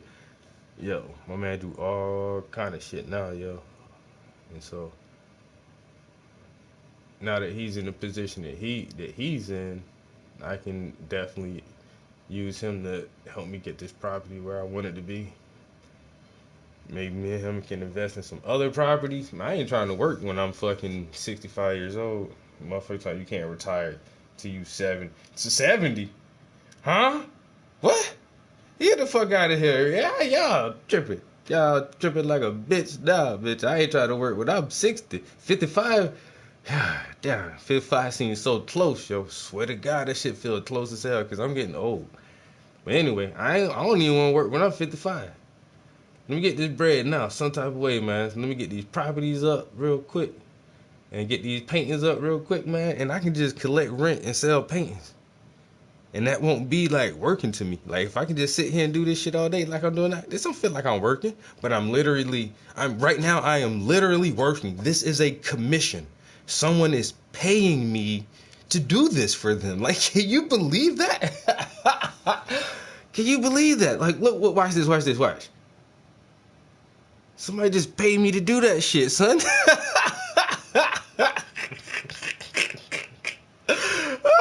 This shit is amazing. This is amazing. And all I gotta do is like buy a house and then somebody else will pay me to live in that shit, yo. Or get some more land and somebody will pay me to live on the land. And I don't gotta do nothing. I just gotta let them live there. And they give me money for that shit. You know, they easy ways, man. They gotta find easy ways to do this shit, yo. Shit. I like doing this. I like this right here. Somebody paying me good money too, yo. I done got so good at this shit, yo. I gotta charge, cause my shit look good. Cause I got good at it. I gotta charge you for this shit. It's fun to me, but it's expensive for you. Damn. What? I almost living the life, yo. I ain't gonna lie, yo. Now I need me like a super bad bitch. Now I'm kind of scared of having a super bad bitch, yo. Cause you got a real bad bitch. You ain't never gonna trust that bitch. I won't. Bitch, you too pretty. Who dick you sucking? And this ain't mine. Some sugar daddy out there can coax your ass with enough money, you heifer. Come here, let me smell your pussy. That shit smell like condoms, bitch.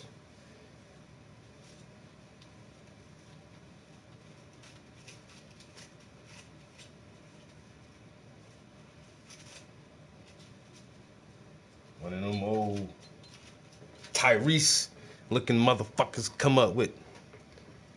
Look, baby, I take you on trips and vacations. Like, nah, I don't need a bad bitch that bad. I need me a Cardi B type bitch. A bitch who ugly but look okay with some makeup on. I can deal with that. You know. I don't need no ugly. I just need a naturally pretty chick, yo. One of them chicks who ain't gotta try so goddamn hard. Bitch, why you trying so hard to be pretty? You can't just wake up and be yourself? Jesus Christ. Old chicken head ass motherfuckers.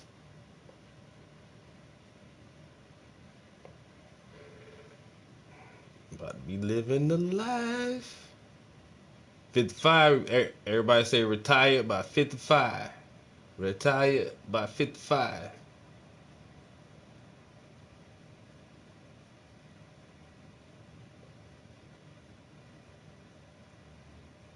I said my other homie done bought a house. What? Niggas in the house gang now, bitch. Shit different. Life hit different when y'all motherfuckers start buying properties and shit, bro. Shit, my homeboy, he got 2 houses. Well, no. This nigga got 4 houses. Cause him and his girl, they got a house together. And then he inherited a family house. And then recently he bought 2 properties. That he 4 houses in. All I got is like I got 1 house and a mobile home that needs fixing up. I got 2. I need about 2 more, and me and him can go in on one. Like the old neighborhood we used to trap in. He said he was out there doing some work on the block earlier today. I was like, damn, nigga, you used to work on the block. Now you work on the block. Out there getting that legit money. What? Legal money hit different too, man. That shit feel good, man. You know? Ain't nobody want to rob you for that shit.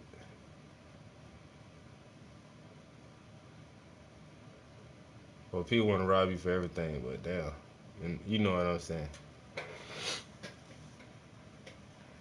Get the food, man. Get the food.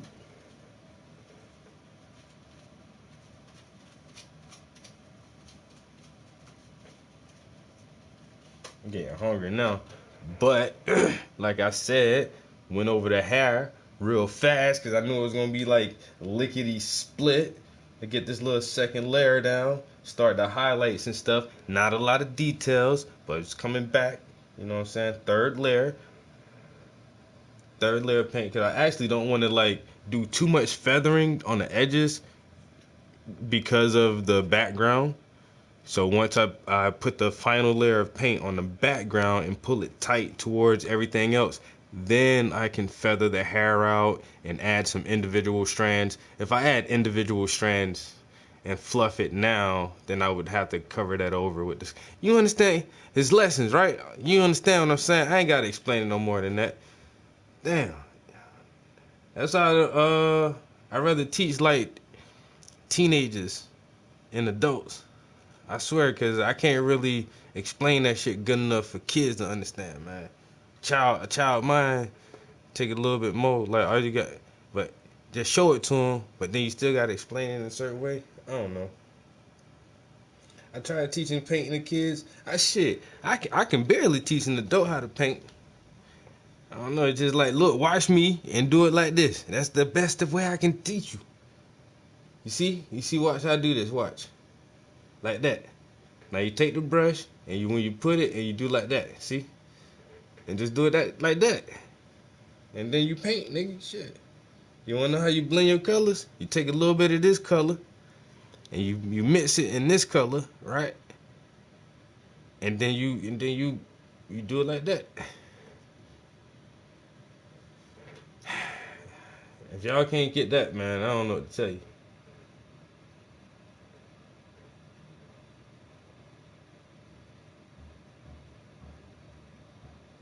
Oh my God, I gotta go be nosy now, cause somebody getting something done in their house, yo. They been out there banging and sawing all morning. I wanna go see what y'all doing. Y'all putting up a new porch? Y'all doing some roof work? What y'all out here doing? I might need to holler at them contractors. I might can use them at my house. Hey, yo, homie. After y'all finish that job, son, let me get a card, man. I might need you to do something to my house, nigga. How much y'all charge for that shit? I went to one dude, tried to get a fence for my backyard. Motherfucker told me $12,000. I ain't called him back since. I have not called him back. 12 how? How much? 12,000. Whoo, boy. Whoo, buddy. Whoa. I might have to do it myself. Oh, shit. YouTube, how to install a backyard fence. Oh, you will need lumber. Oh, damn. What the fuck is Alexis? What is lumber? It's wood. Oh, wood. Okay, I got it. I'm gonna need some wood and some wood screws. Shit ain't hard. This shit ain't that hard, man. Shit. Motherfucker try to build a fence and wind up building a deck. How the hell you do that? I think I was looking at the plans sideways. Yeah. That was kind of corny. My bad, guys. My bad. Alright, I'm getting hungry. What we're gonna do is we're gonna take a little break. I'm gonna go downstairs and heat up my food, and then I'll be right back. It's not looking too bad.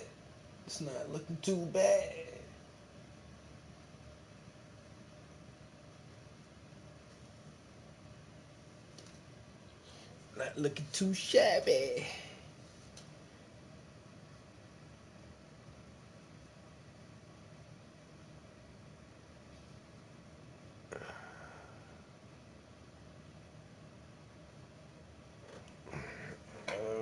Okay. All right. Okay. All right. Let's go see about this food. Shit.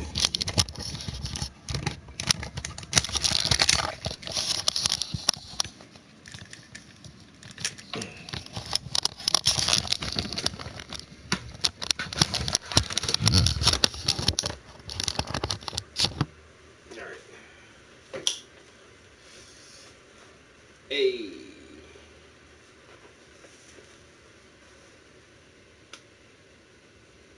Look a little better with some highlights on that hair, don't it? Yeah.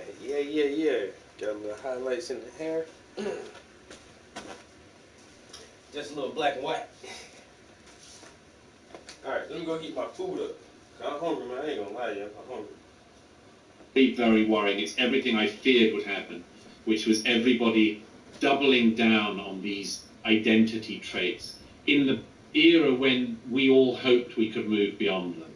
You know, we also got to this weird point where we're supposed to collectively ignore the fact that having 50,000 people marching through the streets arm in arm could easily be spreading the disease.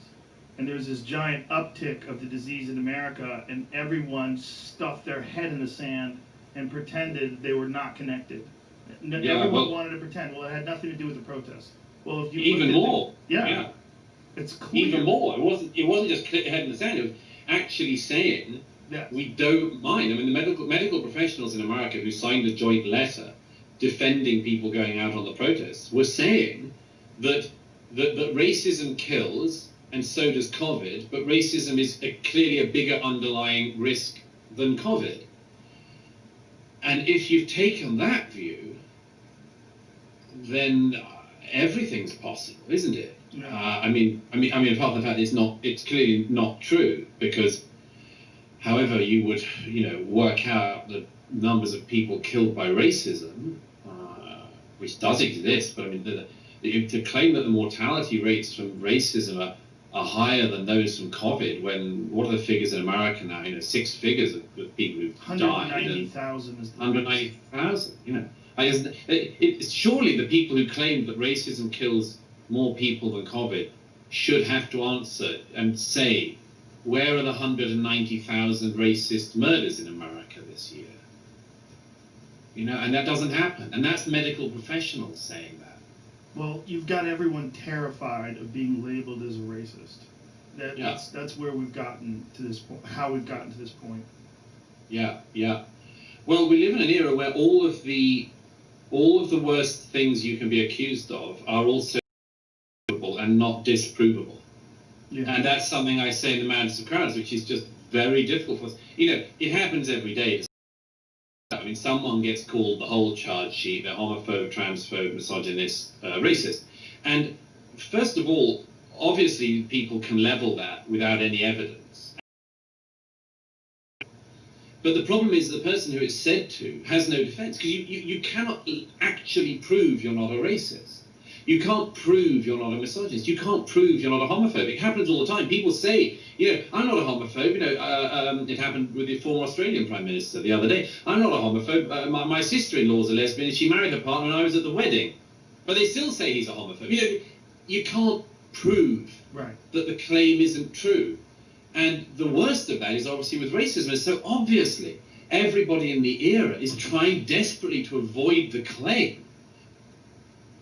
The Hyundai Tucson, from the brand with more 2020 IIHS Top Safety Awards than Honda or Toyota.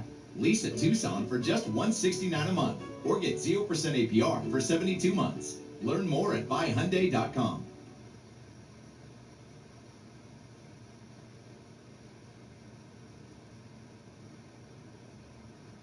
I'd be very scared if Joe Biden became president. I think Joe Biden's going to raise my taxes. Joe Biden will raise taxes and kill jobs. And the only barrier between us and socialism is President Trump. I'm Donald J. Trump, and I approve this message. Because once the claim is made, our society has no way to brush it off. Yeah, I've been having conversations lately with people about the term hate speech. And it brings me back to a conversation that I had with someone who worked for YouTube. This was just randomly at a party.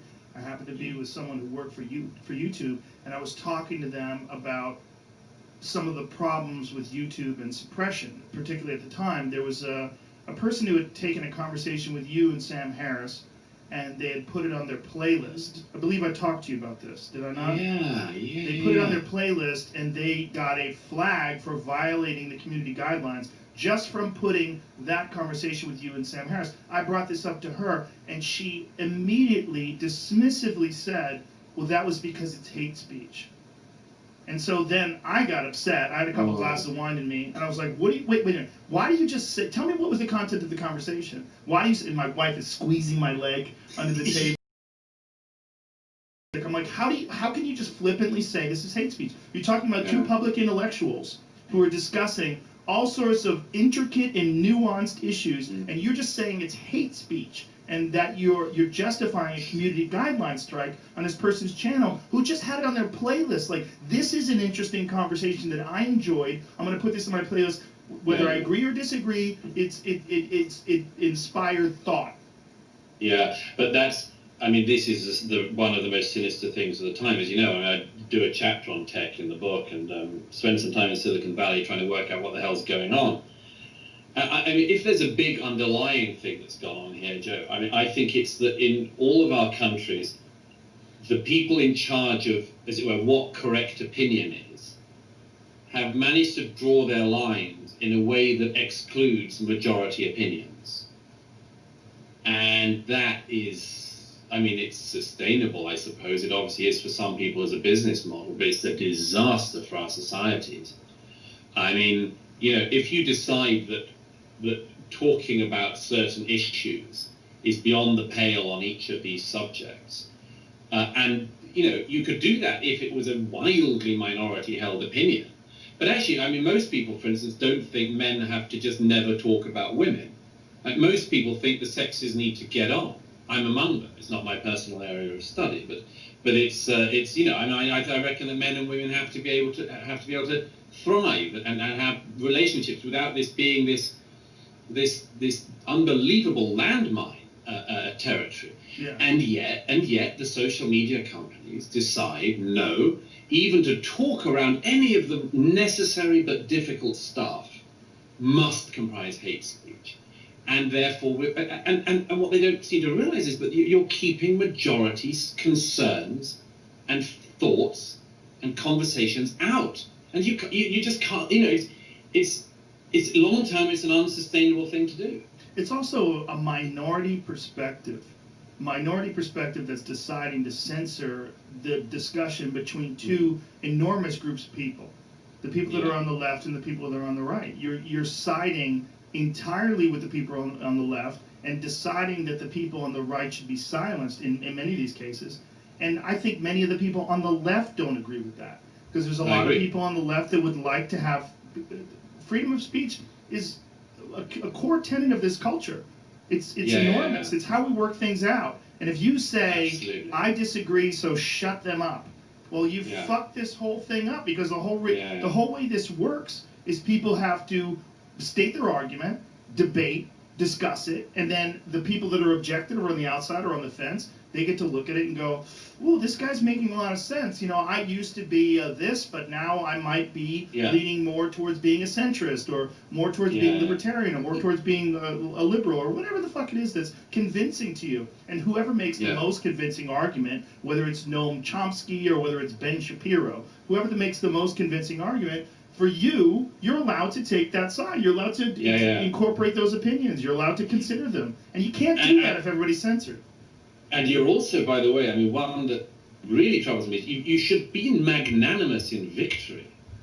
I mean, that is so striking to me in the one I do first, the issue of gay, which is that we are currently, and the tech companies are doing this, are pretending, first of all, that our current views on, for instance, gay marriage, which I was an early supporter of, but that if you weren't for gay marriage before almost anyone else was, you're now a homophobe. Right. And apart from the fact that doesn't seem reasonable, it's an unbelievably unmagnanimous thing to do in victory. You know, to sort of stalk around. I give some examples of this, of really prominent figures in television and elsewhere in the States who, you know, in the 2000s weren't in favor of gay marriage. Barack Obama wasn't in favor of gay marriage at that stage. But they're already going back like this and saying, you didn't hold in the past views that people hold now. Right. And this goes against one of the absolute central tenets, which is, you know, boot on the other footism. You know, gay rights, like all other rights movements, managed to advance because it said, you know, you may not want to do this, but we're not asking you to do this. We're looking for the right to live our own lives this way too. And then there's this terrible moment, and I say it happens in every rights claim, the terrible moment when equal doesn't seem to do it for some people. And they say, no, now we've got the upper hand, we're going to behave to you in a way that we would have hated when you did it to us. Yes. And we're going to make you a non-person, and we're going to say you can't even gather in private places, and you can't even talk to each other online or on the internet. This is a profoundly illiberal viewpoint, and it's being done by people in the name of liberalism. It really is, and it's people on the fringes that are the loudest. And these are the ones that are causing people to be most upset, and ironically, making people lean towards the right. They're saying these people on the left are out of control because the people that are on the left that they're hearing from are the ones that are outrageous. They're not the ones that are reasonable, left of center, and that you just have opinions that most of us believe about civil unions, about gay rights, civil rights, about women's rights, all the different areas that people think of when they think of people on the left. I support all those. Until you get to these far, far left people that are so loud and outrageous, and they want to get rid of the police and get rid of the laws, and everyone should be a communist. You're like, whoa, whoa, whoa. And that's making people go right. It's forcing people towards the right and forcing people, ironically, towards Donald Trump. The more people freak the fuck out over here, the more they go, who's going to protect us from this shit? Well, it's that guy. He's the only guy. And it's crazy. The number of friends of mine in America who are saying exactly this privately at the moment. I don't know anyone who says, well, maybe I know a couple, but I don't know very many people who say, I just love Donald Trump and everything about him, and his character is just so good, and he's just obviously the sort of person I'd like my children to grow up to want to be. Nobody says that. No. I think they look at him in the same way a lot of people on the left, at least up until recently, were looking at Antifa. A lot of people on the left were looking at Antifa like they're doing our dirty work. They're the hard, far left people. They are pushing it so far that'll make room for my ideology because they'll clear the path and they'll silence and eliminate all these horrible right-wing people that I don't agree with. I think they think that about Trump. They're like, he's not my guy, I don't think the way he thinks, but that guy's not going to let that shit fly. And he's going to step in, and he might be a liar, and he might be full of shit, and he might have done terrible things in business, and he might have lied about the destructive consequences of COVID and all these other issues that people have problems with him. But at least he's not those guys. I mean, on almost any issue, this is the case. I mean, there was this in the John Bolton memoir. There's this rather hair-raising story of President Trump talking with our then Prime Minister, and it becomes clear that Donald Trump doesn't know that the UK is a nuclear power. What does he say? What does he say? He said, it's an unbelievable exchange. He's standing in Chequers, the country house of the British Prime Minister. The Russians had just done this Novichok attack in Salisbury. They took out his former agent and his daughter with this unbelievably, toxic nerve. That was the doorknob, right? They put it on the doorknob. Yes. It was classic, KGB tactics. You use the most dangerous biological weapon in order to demonstrate that you can. Yeah. Anyhow, and that had just happened in the cathedral city of Salisbury. Theresa May, the then Prime Minister, says to Donald Trump in Chequers, Mr. President, I'd like to remind you that we in Britain regard this as a WMD attack. And what's more, she says, looking at him meaningfully, a WMD attack on a nuclear power. And Donald Trump turns to one of the other people with Theresa May and says, have you got nukes? It's striking. Anyhow, the point about this is that you hear this sort of story and you think, well, that's shocking, but not that surprising. And then you think, but anyway, look what else is being offered. And this thought is just obviously going through everyone's minds because the left in America has screwed up so badly. They could have. It's so striking to me as an outsider. They could have spent the last 4 years saying, how did this person with all of these character traits that we sort of agreed on that we don't like, and with lots of downsides, I think, how did he win anyway? And they could have looked at that and worked so much out. And instead, you've had 4 wasted years of, frankly, bullshit claims that have wasted everyone's time. We, by the way, have had something very similar in Britain, but it's horrifying for an outsider to see this. I think they thought those claims were going to work. I think they thought the Russia scandal was going to work. I think they thought his affairs were going to ruin him. I think they thought all these various chess pieces that they moved into position, that they thought they were at checkmate multiple times. And he's like, no, fuck you. And they're like, what? Yeah. Like, and he just keeps on keeping on. And I just don't think they correctly estimated his resilience, nor did they estimate the way people who support him would view him. And I think there's a lot of people that don't agree with him, don't like his tactics, don't like his personality, but they see him as the preferable alternative to what's going on in Portland, what's going on in Seattle, and what happens when you get lawlessness. I mean, it's not even like he's very good and effective at what he claims to want to do. You know, that's the most obvious critique of him is, you know, he'll tweet something, but he won't act on it. He doesn't. He knows one big lever to pull, but he's got no idea of how to work out the intricacies of all the little levers you need to know about to run an effective administration. And that's like reasonable critique, and everyone can see it. There seems to be some problem. You know, finds it very hard. You know, one can't help noticing that job retention is a problem in the White House. That's a nice way of putting it. You know, the average length of employment is like a month. It's like a month.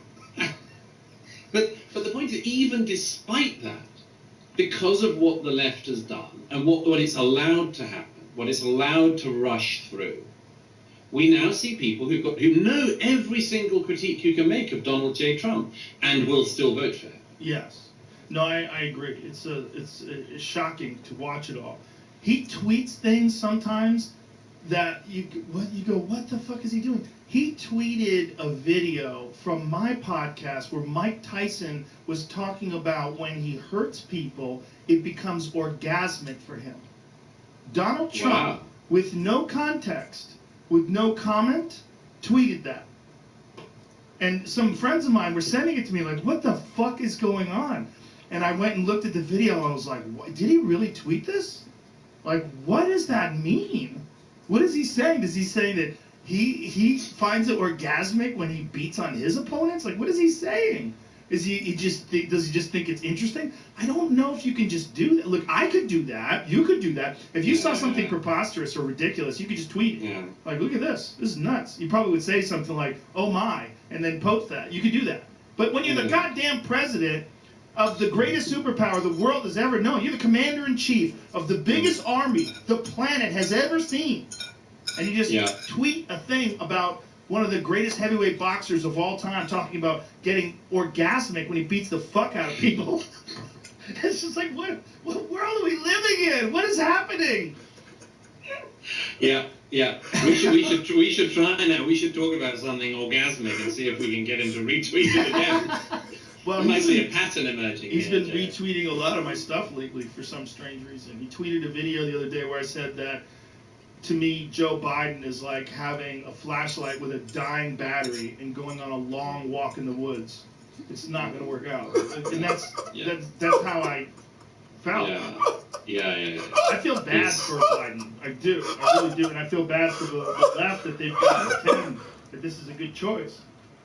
But you know, there's just one obvious thing though, Joe. I mean, again, yo, do me and Donald Trump listen to the same podcast? This is crazy as shit, yo.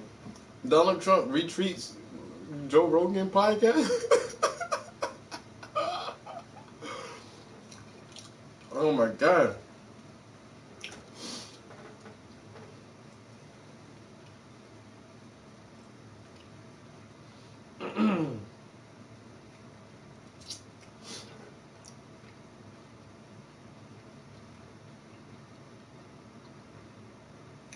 I don't know.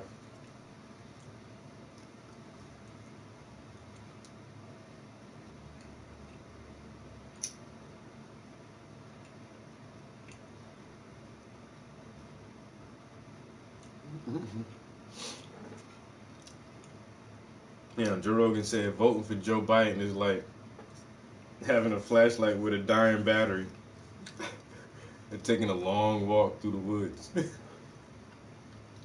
Shit is not going to turn out well.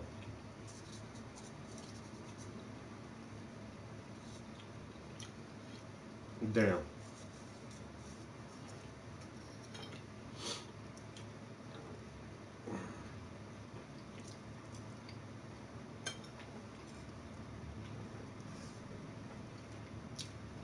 See, my thing is, I don't vote for none of these motherfuckers. But Trump does seem to make things more interesting. You know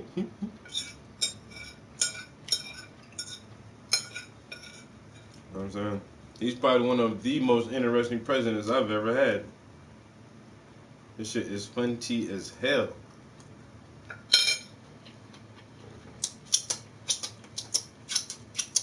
Damn, that shit was banging, yo. I ain't gonna lie. God damn. I wish I had more.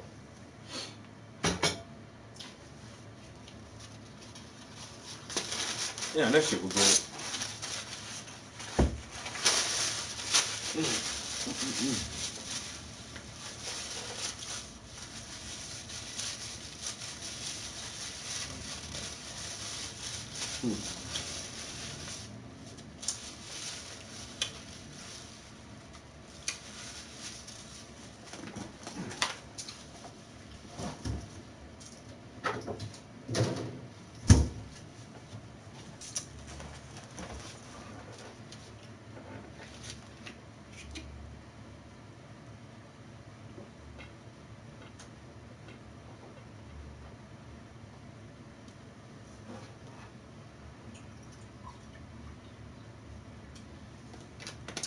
That cup wasn't gonna hold all the juice I just now needed.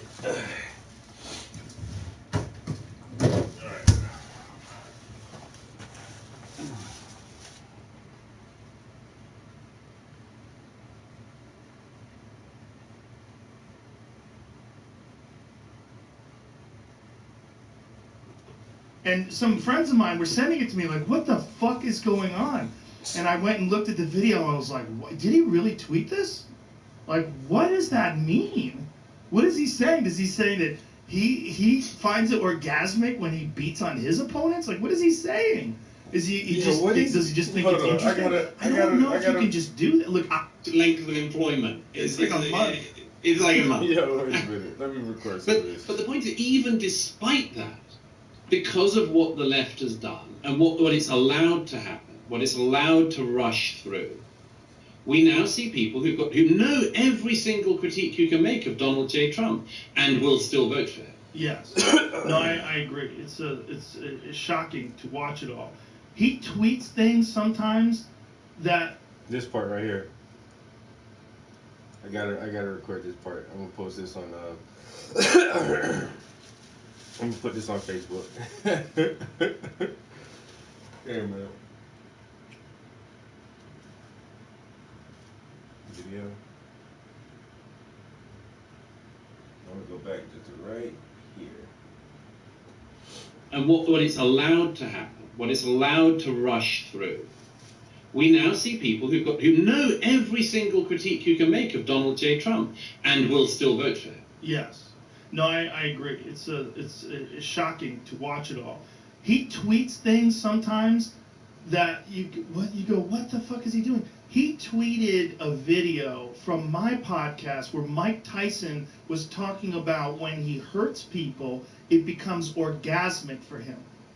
Donald Trump, with no context, with no comment, tweeted that. And some friends of mine were sending it to me like, what the fuck is going on? And I went and looked at the video and I was like, what? Did he really tweet this? Like, what does that mean?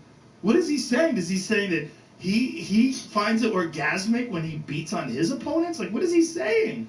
Is does he just think it's interesting? I don't know if you can just do that. Look, I could do that. You could do that. If you saw something preposterous or ridiculous, you could just tweet it. Yeah. Like, look at this. This is nuts. You probably would say something like, oh my, and then post that. You could do that.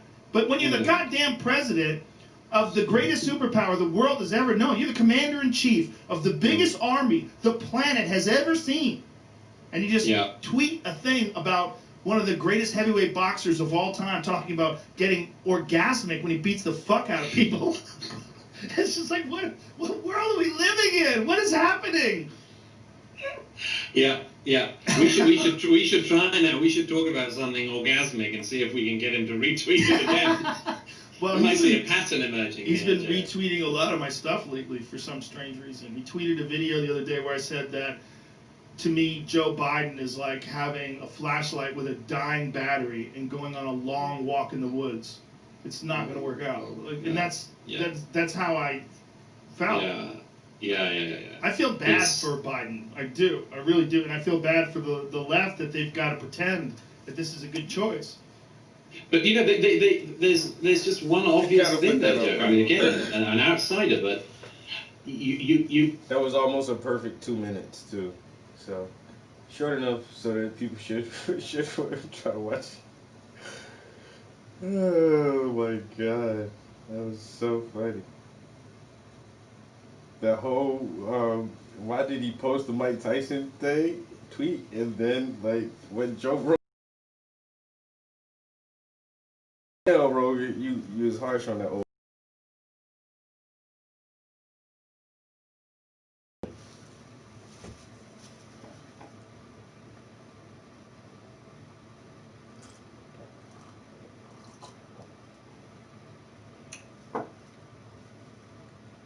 Damn.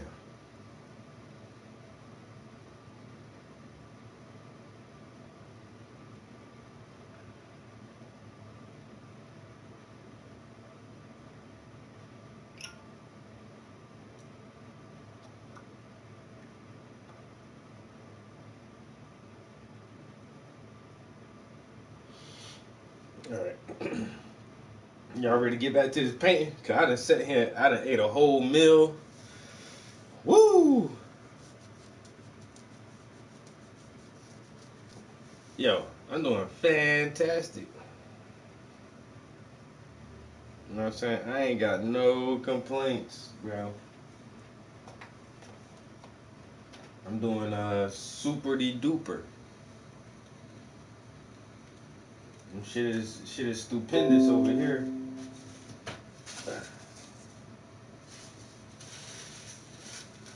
I could be doing better if I had a toothpick.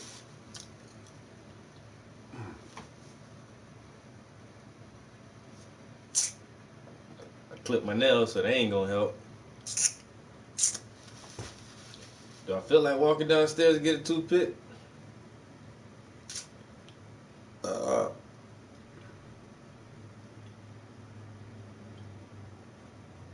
I can't help it, but that shit too annoying. I'll be right back.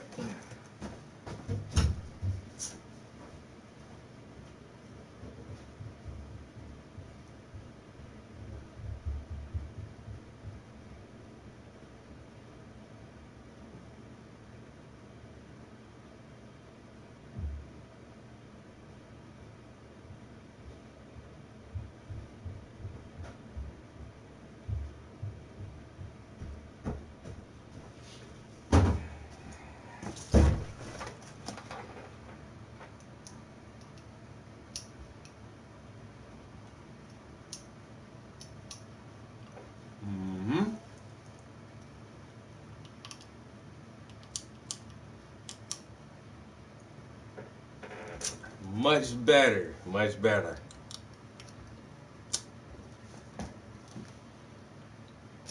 You know what teeth you should floss? The ones you want to keep.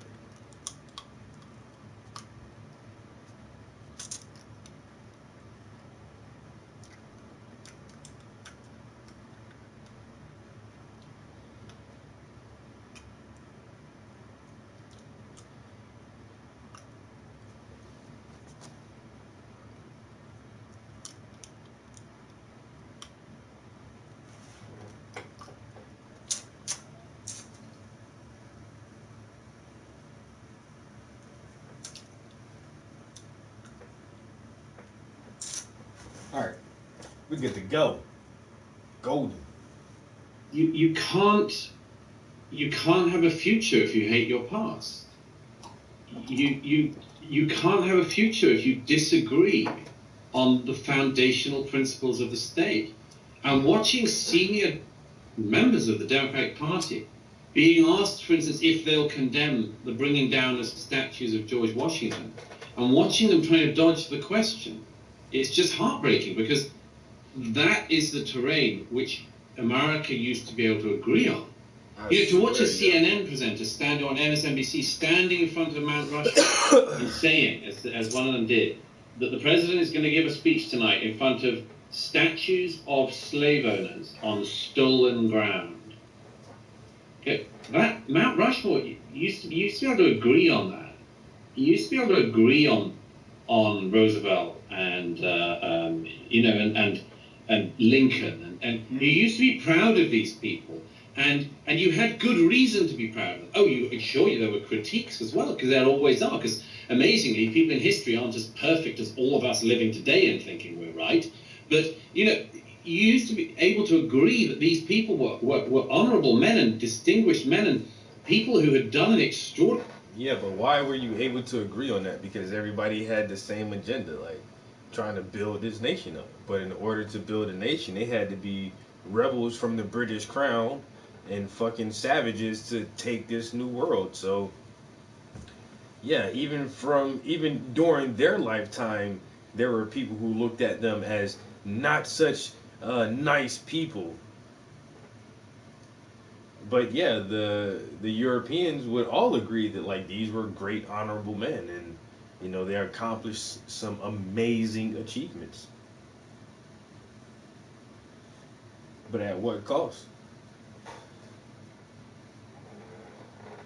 And so, like, and when he says you used to be able to agree on that, you used to be able, like, who used to be able to agree? Like, what group, what demographic is this? Was this a global thing? Like Columbus. It seems like you used to agree that Columbus Day was a good thing, and now you don't. But, for some people, was Columbus ever a good person? So yeah, like you used to agree on certain things. Certain people always agree on certain shit. And then over time, opinions change and some people don't agree anymore.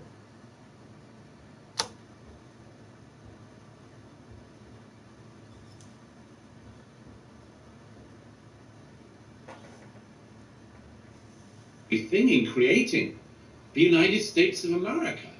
And if you don't think that's extraordinary, if you don't think that, okay, there are people who can think that America isn't exceptional, but to think that America is only exceptional in being exceptionally evil, well, then you don't have a future if that idea catches on. And it seems to have caught on a significant swathe of the American left. It's also, talking about Mount Rushmore, describing it as statues of former slave owners on stolen land. That's such a simplistic perspective on who those people were. Yeah, they did own slaves, and yeah, this land did used to belong to indigenous people. But there's that story. It's very disingenuous to tell that story in one sentence. It's a very complex tale of a different era. It's of a different time and of people seeking to try to figure out and carve out a new form of democracy, an experiment in self-government that never existed before, and they succeeded. Exactly. And I'm just stunned by this because it's happening everywhere, but it's happening in America furthest and fastest. And it's this thing that of looking at the past as a savanna of grievances we want to, hack through and find and then use. As if the past is just there for this purpose. And as you know, I write a bit about this in Mans of Crowds, about how we can get to a more reasonable attitude towards the past. Because if we got a more reasonable attitude towards the past, we'd also have a more reasonable attitude towards our present.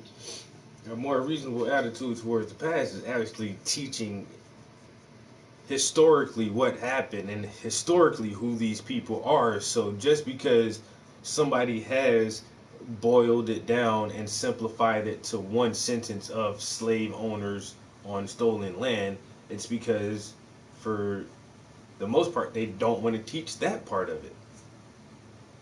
These are great war generals and intellectuals who've formulated, the Declaration of Independence and the Emancipation Proclamation and all these great legislative documents, and they were able to formulate a government with a system of checks and balances, so that, you know, there's always a safeguard against tyranny and totalitarian dictatorship and anarchy and everything. It's pretty fucking smart. It's brilliant, actually, to produce a living document. But then they were slave owners on stolen land, you know? So it's like, don't leave that part out. And it's that one sentence. It's like, oh, why do you have to highlight that one sentence? Because you never do. And nobody ever does. So, and, history is just like people want to hack and find grievances and then use. Like, no, we just want to know history. And you have to face your history, too. That everything that made this country great, it didn't come from specifically great men, and it wasn't by great means all the time. Most of the time, to make shit pop off, you gotta take some land from somebody, or even during the coal mining era with the Irish and all these young motherfuckers dying in the coal mines because the oil fields and all everything. Because the elite want to build, they want to, the Transcontinental Railroad and Manifest Destiny and all this shit, man. You know what I'm saying? Now, how many people died just building the first skyscrapers? This motherfucker want that shit to happen. So, always, like, this is how they look at it. You gotta break some eggs to make an omelet. And I get it. I get that. You definitely gotta break eggs to make an omelet. Right. You know what I'm saying?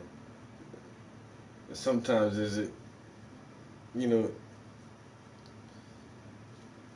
the means justify the end? I really shouldn't have my hair out like that because I washed it earlier and it's still kind of damp. I should have sat under the fucking dryer. It smells so fresh though.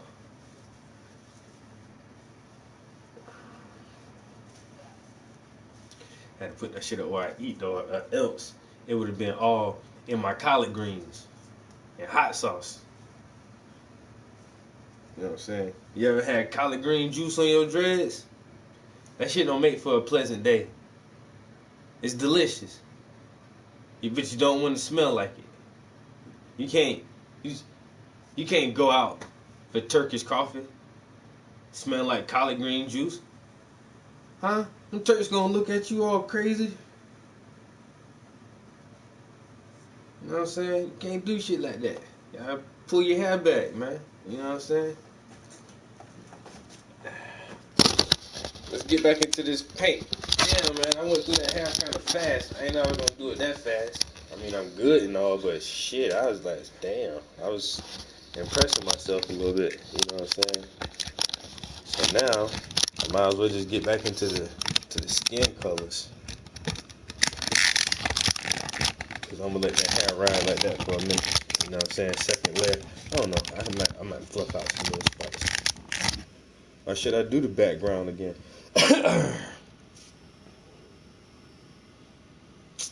You know what? I might throw some blue and white on there and run that background real quick. And tighten that thing up. I'm trying to get big parts, easy parts out the way today. You know what I'm saying? Big, easy parts. Let's do so we added something to the hair. Let's go ahead and block this background out again. And then maybe we'll get back in the skin tones and work on his hands. Huh? Yeah? That shit sound like a plan to me. We agree? Everybody agree? All in agreement, say yay.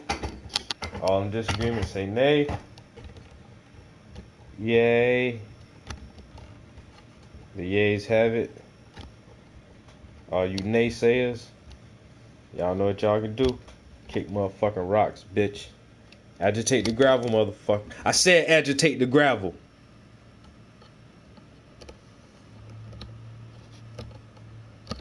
playing with y'all naysayers today. The yays have spoken.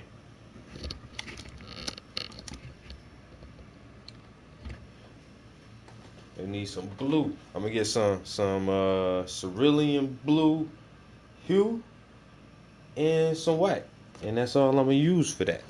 You know, that's all. Cause it's called keeping it simple. You feel me? You know what I'm saying? Let's keep it simple. Ain't gotta get all fancy, all snazzy and shit, man. That's how you start fucking shit up. You want to do too much. See? Motherfucker want to do too much, and then what? Now you all fucked up, dealing with something you can't handle. Motherfucker wasn't ready. You know what I'm saying? Too complicated. Don't make it hard on yourself. Not cobalt blue, but ooh, and I said that shit the last fucking time, yo. I know I said that shit the last time. Yo, I'm about out of this fucking paint, yo. Damn. It's Saturday. Damn, I wasn't planning on leaving the house. But it was. I still need to get a frame, cause I had copped a print from my homeboy. I need to frame that shit. I still ain't do that, and I was running out of this paint. God damn it! So I might run to the art store today. Give me a reason to get out the house, I guess. Paint in a frame, and there was something else. I went to the grocery store and got some shit like right after I left the gym. So I need to go grocery shopping. But there was something else I was wanting to get. Oh. I might do need to go back to the grocery store. I forgot to get some lemons. Y'all been drinking this fucking like this homemade health shit, man. It's only a few ingredients, but the shit good. And then I'm thinking about trying that shit today with some liquor in that shit, man. Put a couple shots of vodka in that motherfucker. You feel me? But it's like a tea, I guess. Not really. It's just a drink. Cause it ain't got no tea leaves or nothing in it. Or you could put it. You could brew you some brew you some tea, and then make this drink, and then mix a little bit of that shit with your tea, and then put some vodka in that shit. Then you be on this whole other level of shit, bro. Damn, I just thought about that. I might have to try that. But anyway, it's fuck.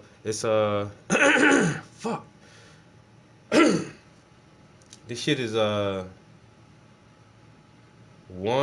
half a teaspoon of turmeric, 2 teaspoons of apple cider vinegar, 1 teaspoon of honey, and 1 teaspoon of ginger, and 1 cup of water.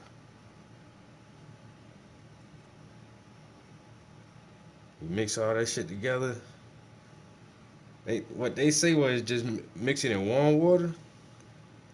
Well, how I do mine, yo. I bought that shit. I bring the water to a summer at least.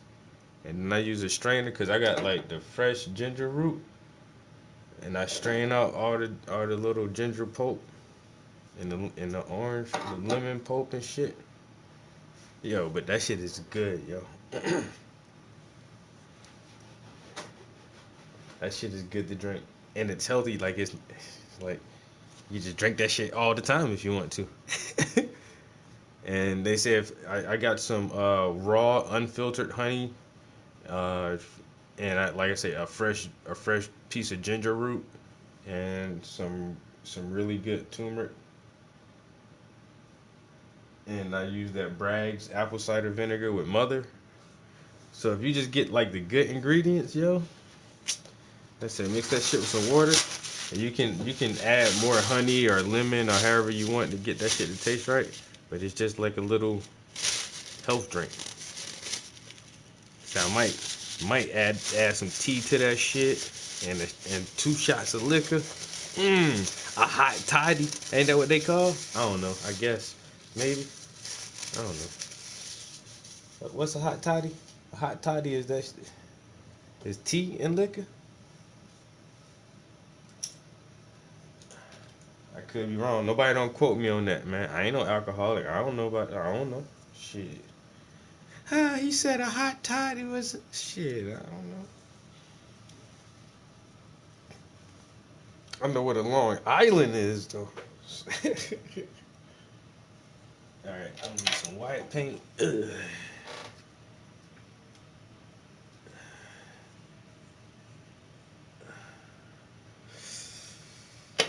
Gonna need that white paint. Oh man, this paint looking good, yo. I need the do I need any linseed oil for this? I probably will. That's nice and dry everywhere for show for show. Just make sure it's dry. This piece is nice and dry, ready for some more paint. Let me add me some refined linseed oil, man. That shit good. You add it in this little cup right here. So if you ever see me dipping my brush in my cup, you know what I'm saying, trying to get that wetness, that linseed oil, make it slick for you. Make that paint glide like ink. If that's how you want it, if you want it that wet, I mean, you can do it that way. I mean, every once in a while, I have it real wet, especially when I'm signing my name. You know, when you write your name in it, shit, yeah, it gotta be real wet. Ooh, I think I can use a bigger brush. Let me see. Should I use a bigger brush? I think I will. Just dirtied up that little brush for no reason. Son of a bitch. Could I even use a bigger brush than this? I don't want to, cause then, like, for real, any brush that's bigger than this, you'll wind up wasting more paint because the brush itself will soak up so much paint in the bristles. You don't want all that, man. And this ain't no huge canvas. You know what I'm saying? So get you like just a nice and little 1-inch brush and just go ahead and work that shit like that. That way you don't lose too much paint all in the bristles and wind up cleaning that shit out and losing it in the thinner. I mean, these are lessons that I've learned over time. Why you use such small brushes? Trust me, bro, I'm saving on paint, bro. I'm saving my paint. Take a little bit longer, but then at the same time, you really can cover, like, you can get the paint deeper into the canvas with smaller strokes and smaller areas. So might as well just use a smaller brush. You know what I'm saying? Bigger ain't always better, no matter what them women keep trying to tell y'all. You know what I'm saying? You don't need to own an assault rifle.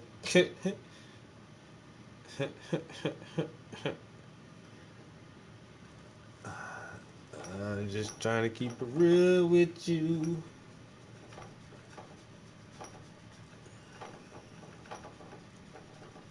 You see how I do this? See, when you swoop it back and forth like this called the swoosh technique. You know, this is an ancient Japanese method of applying paint to the canvas called the swoosh technique.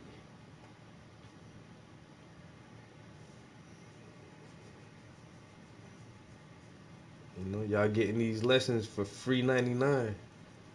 You know, and now I'll show y'all the swoop technique. See, there's a difference between the swoosh and the swoop. See, the swoop is like this, and this the swoosh. Swoop, swoosh. Okay. Now it's gonna be easy to get them confused. See, because the black is wet. That's why I should have did this first before I did the black. So now that's why I'm going ahead and do the background now. using the swoosh and the swoop techniques. You know what I'm saying? These techniques have been amongst the greatest painters since the earliest histories of recorded art.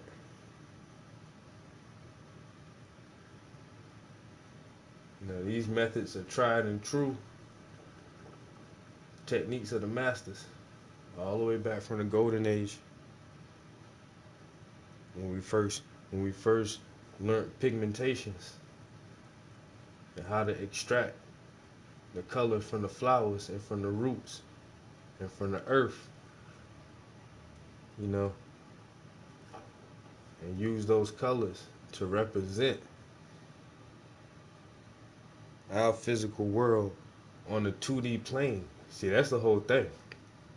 That's the whole thing. When man first realized they can look at something in 3 dimensions and then still give it a 2-dimensional symbology, so that somebody else who came along who saw the two-dimensional symbology will automatically understand what they would need to see in our 3-dimensional world as a representation of that. That's called genius.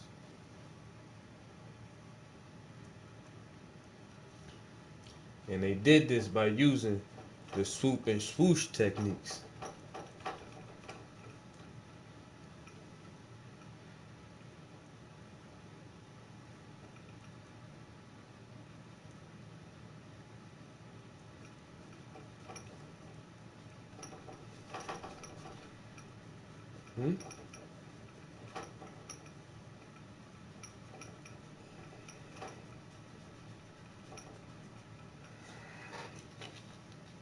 Alright, so now what I want to do next is I want to continue to add more white to the blue so I can fade it down. Fade it down a little bit. You know, so here you can see like how much lighter that is, right? So now we're going to try to find a nice little medium in between here and there so we can fade that part down. Fade it on out. See, you gotta use the swoop to get that fade to come in there.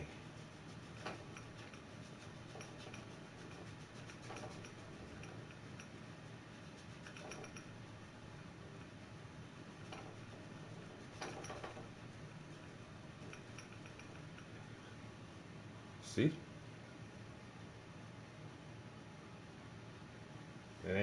It ain't as hard as she said it was. You know?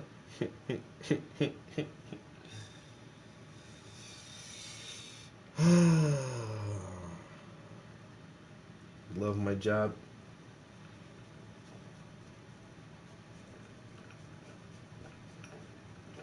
I don't know why I put that strain there, man. That strain gonna get messed up when I start swooping on it. You know what I'm saying? Swoop, swoop. Shit.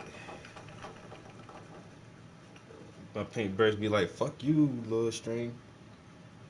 See, there's certain ways. Ain't no wrong way to do nothing. Especially when it comes to expressing yourself artistically or creating a piece of art. There ain't no wrong way to do it. But they show hell a easier way to do some shit. And I don't like doing shit the hard way. I want my shit to be as easy as possible. Alright.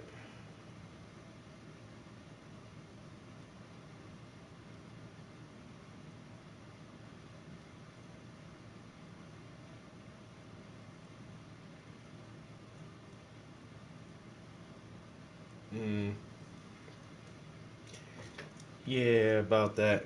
Damn. Yeah, fuck you, string. I gotta paint over the string. Damn it, man. Why did they even put you there first, bro? Knowing good and well you weren't gonna survive. He tried so hard though, he was hanging in there for a long time. You was hanging in there, homie, but you in the way, because I'm not changing brushes and getting a smaller brush just to paint around you. I'll just paint you back later. You know what I'm saying? I say, man, we don't, man, look, we don't make mistakes. We just have happy accidents. Oh well, Mr. Strain, a little piece of Mr. Strain had to get painted out. But we'll catch him back on the flip side. You know what I'm saying? It was just easier for me. You know, that's why I tell you, man, do shit the easy way. Man, if it was easy for me to paint over that shit just now, shit, fuck it. I'll come back. It'll be alright.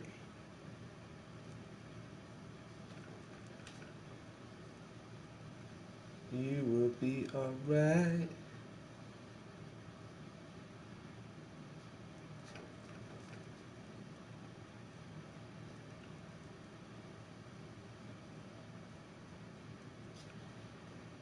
Now we gotta catch that blend in there again. Blending it. That's gonna be the song. That's gonna be the title of my next rap album. Blending it. What did he say? I said blending it. What? Blending it. I'm blending it. But it sounded like you said blending it. Yeah, that's what I did say. Shit. I'm blending it. Blending it.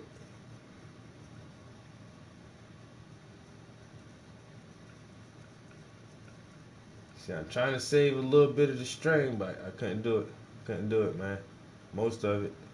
I can still see it a little bit. You know what I'm saying? I still had to paint over you because you was in my way. It's hard to blend with some shit in your way, man, because you got to do a lot of the swooping on that shit. Swoop?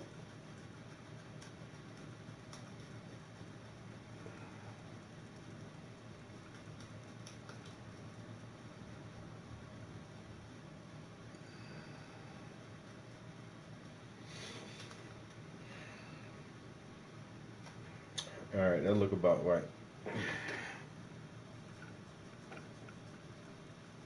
That look about right.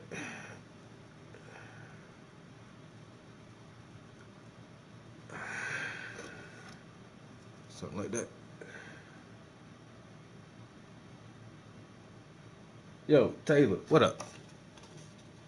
What up, PNP? We be smoking, drinking, and chilling. Yeah, smoking.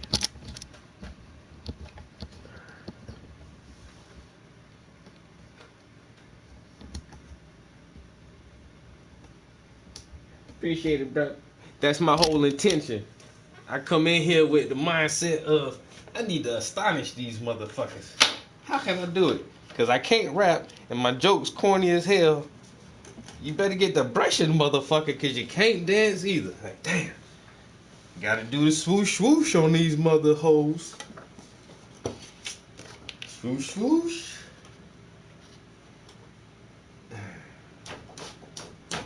You feel me? Appreciate it, bro. Oh, hey man, hey, for people who haven't been in my stream in a while, and for people who have been in my stream in a while and getting tired of me saying this, I'ma just say it anyway, man. Yeah, I finally got a piece of art into a museum collection. What? Every time I say that shit, it's just like, such a nice accomplishment. Yo, listen to what I say. Look, watch, listen. One of my paintings is a part of a museum collection.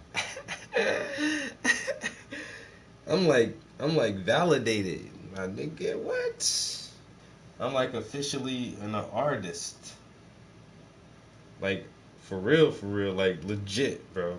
That's like some legit shit, man. You know? I can't even lie. This is one of my dreams come true. Motherfuckers be like, you know, just normally, yo, what's up? How you doing? I don't be lying when I say I'm doing great. Motherfucker, I'm doing great, bro. I'm doing fucking fantastic. Some people like, I'm doing alright. I'm doing good. I'm okay. I can't complain. You know what? I can't complain either. I'm doing fucking awesome right now. Shit. I just became a part of a museum collection. Huh? Yes, sir. Motherfucker said, Travis Prince, you know what? You are a real artist. I said, really? You think so? Oh my lord. Somebody said they want my shit to be in the museum. They said I am a real artist. Lord have mercy. I have been validated.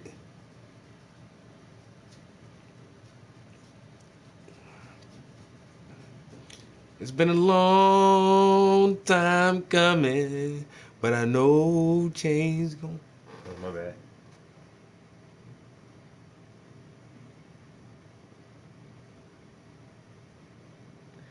Yeah, bro. Yeah, I'm in there. It's official now. Like, and that's what's up, cause like, of course, I ain't never doubt myself, but I know some other people who never doubted that shit either, man. A lot of people been rocking with me and been fucking with me and been giving me encouragement and the motivation, which is the fuel for my passion. Cause I love to do this for everybody. I want everybody to see it, you know, and to be moved by my art and to enjoy it when they view it. And that's the whole point, man. The art is for everybody. And some people have been appreciating my art for a long time, and we never needed this shit to be validated, but it is now. It is now. Just in case anybody else wanted to know. The shit is super official.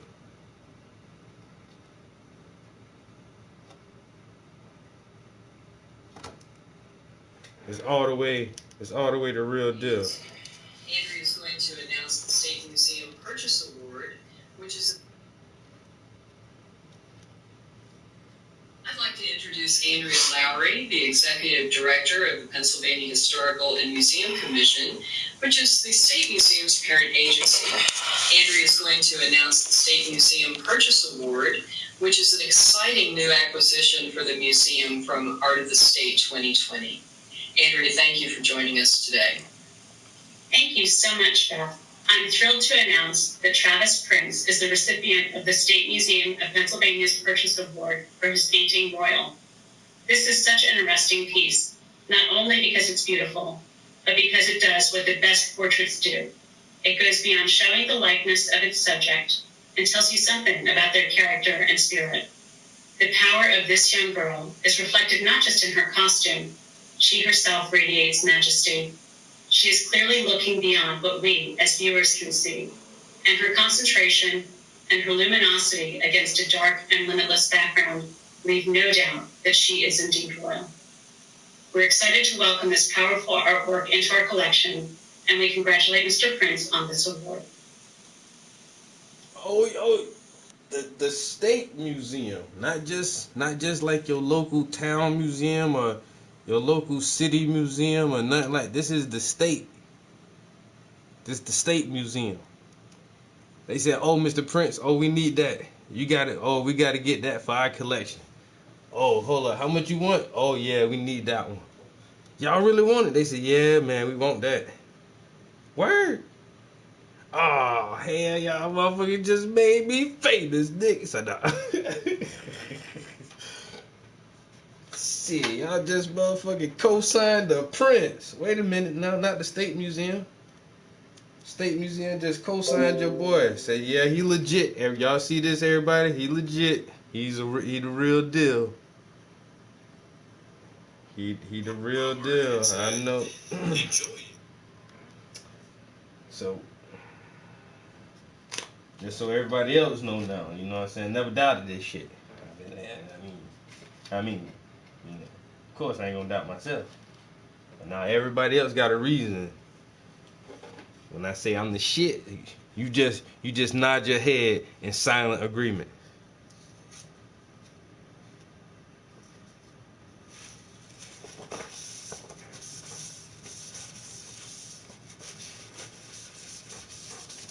You just nod your head.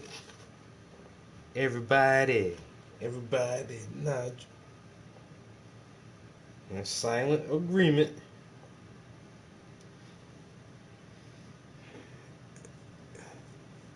Did I do it? I did it. Did I do it? I did it. Mama, look. I made it. Bitch. I made it all the way to the top. Got my shit in the museum.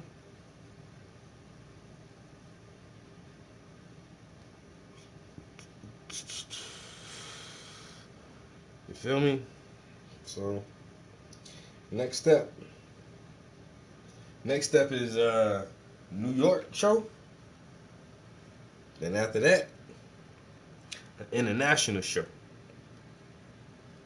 And then, I really was just thinking, then I think my hometown should give me some recognition. I might have to hit up the museums back home. He be like, hey, y'all see this, man? I had to go all the way the fuck up here for motherfuckers to tell me my shit the shit. Y'all should have been telling me this shit for years. Now y'all need to let me come down there and do a show. See how that work out? Once you get cosign, now you can go back to the old people. Then the people won't give you the time of day. Now you can boss their ass around a little bit.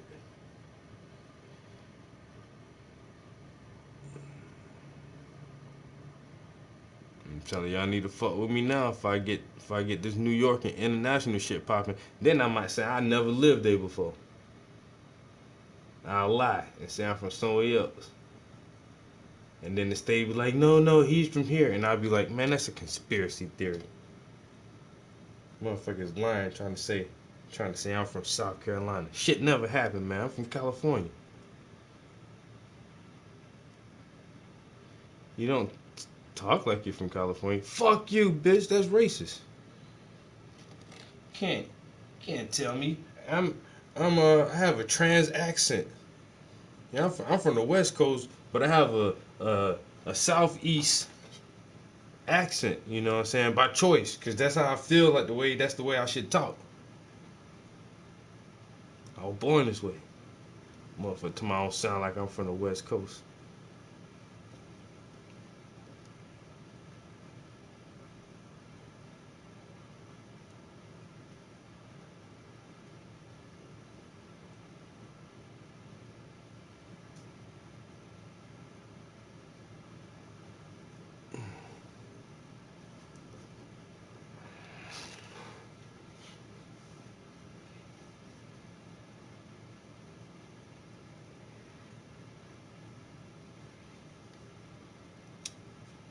Yep. So your boy is official now. You know, I'm an artist. You know, I've been saying that shit for years. Like, oh, so what are you? And I tell people, oh, I'm an artist. And they look at me like, a tattoo artist? Or you do tattoos? Like, no, not that kind of art. Like, no, I'm an artist. Like, I got my shit in museums. So I can say that shit now. I can say that shit now, son. Nah, I'm a real artist. I have stuff in museums. I was wondering why it was kind of dim up here. After I ate my food, I ain't never turned the light back on. Man, y'all got me painting in the dark. What the hell? The hell kind of friends y'all is? Ain't nobody ain't say shit like, yo, Travis, is your light on? Ain't nobody even ever question that shit. Y'all are not very observant. Or unless y'all don't care about my eye vision. Damn. It looked like he painting in the dark. Fuck him, let him paint in the dark then. Bro. Damn, Holmes. And nobody even care to ask. Like, damn, Trap, is it? You got all your lights on? Look kind of dim in there, homie. No. Man, they say, fuck that nigga eyesight. Fuck his eye vision.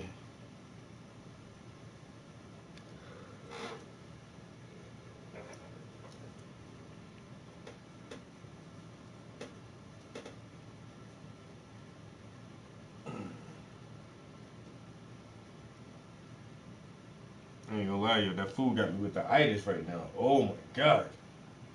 You know, we know better how we ought to be behaving now.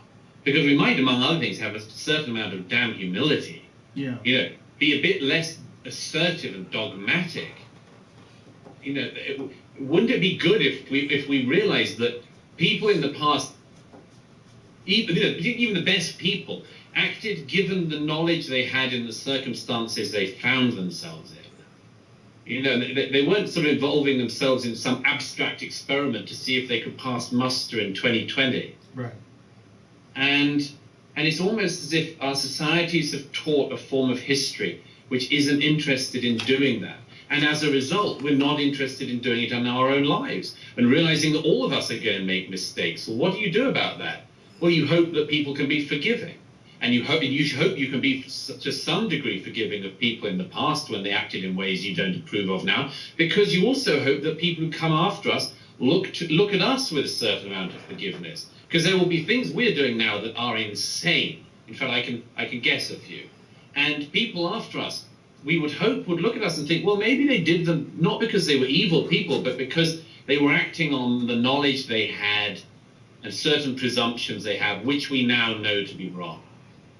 Yeah, I mean, that's a very accurate way of assessing it. And I think that it's difficult to be reasonable and balanced and forgiving today because it's an uphill battle. Whereas being someone who's who virtue signals, who uses social media, who attacks, that's the accelerant that I see on this situation today. Yeah. And so many people and so many groups are diving in. It's so, like there was a thing on the UN the other day, posted something about COVID and about the coronavirus pandemic, and they used it as an opportunity to condemn the patriarchy. Did you see that? Yeah, I did. The American Psychological Association ought to refer itself, I think.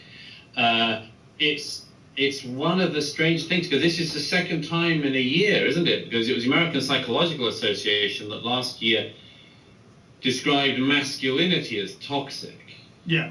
And I mean, I pity all the young men who are being referred to people approved of by the American Psychological Association who are telling them that being a man is bad, you know, and that masculinity is bad. I really pity the people who are going to have to grow up with that kind of rubbish, evil rubbish being told to them. And it's the same with this. The American Psychological Association is saying that, everything in America is built on white supremacy. Like, what do you do with a claim like that? And why should a body that had some respect, I mean, it had some standing, it still, as I understand it, is the body that has to approve anyone in the US who's going to practice in psychology. What do you do when that body says there's something fundamentally wrong with being a man and there's something fundamentally evil about being white? What do you do? He didn't. Now, both of those quotes is not what they're saying, yeah.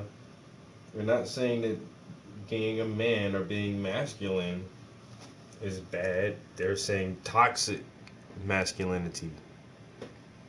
And there are certain behaviors associated with the new term toxic masculinity. And I can kind of see some of that, like telling your son to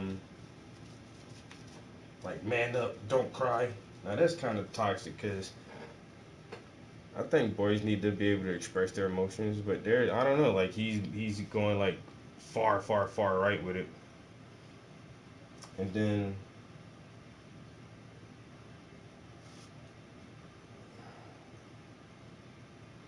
What else he just said? I didn't agree with that. American Psychological Association, who are telling them that being a man is bad. And that being white is evil. That's not what that said either. It said that all American institutions were founded on white supremacy. That's true. Does that mean that because you're white, you're evil? That's not, I don't see how you're getting the same correlation. It does not mean that you're evil because you're white, but that yes, most of the major institutions in this country were founded on the idea that the European were of better genetic stock than everyone else, and that's white supremacy. And I mean, to deny that is just ludicrous, and it's not. But to stretch it to the point where you're saying that, oh, that means that you're trying to say that every white person is evil. Like, no, that's not what anyone is saying, bro. Like, I don't know. This dude is. I'm trying to listen to him, but at the same time, he's able to throw, like, he's trying to state facts within his own opinions. And I can hear your opinion and the way you're trying to reword what you clearly just read, and you're still rewording it to fit the narrative that you want it to do. Bro, just let it say what it wanted to say. Say they're not saying that masculinity is bad. They're not saying that. They're not saying that all white people are evil. Like, but that's what you're trying to make it sound like they're saying. You know, and that masculinity is bad. I really pity the people who are going to have to grow up with that kind of rubbish, evil rubbish being told to them. And it's the same with this. The American Psychological Association is saying that, what is it, everything in America is built on white supremacy. Like, okay. What do you do with a claim like that? You face it. And why should a body that had some respect, I mean, it had some standing, it still, as I understand it, is the body that has to approve anyone in the US who's going to practice in psychology. What do you do when that body says there's something fundamentally wrong with being a man and there's something fundamentally evil about being white? What do you do in a society where formally serious organizations are saying that? Well, I think what's happening now is the thing that everyone was criticizing years ago about what was happening in academia, what's happening in the schools, the silencing of conservative speakers and the blowing air horns and pulling fire alarms. People were making that out to be no big deal. Like, oh, yes. It's much ado about nothing. There's a small amount of occurrences in universities. And then the Brett Weinstein thing happened at Evergreen, and everybody went, wow, that is extreme. But again, it's a small, strange college in the Pacific Northwest. But what we're seeing is the chickens coming home to roost.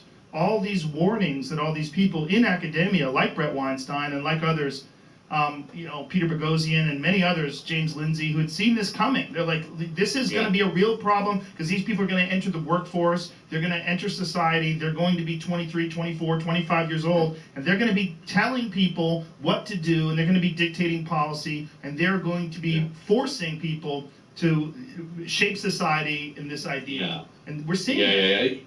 You know, one of the things was also conservatives were underestimating this as well. I mean, because conservatives, when they talked about the campus stuff, there was a kind of easy joke on it, which was, and I had made it myself, which was basically that, your daughter goes away to college, you remortgage the house, she goes to study lesbian dance, and then she graduates and discovers there aren't very many jobs in lesbian dance.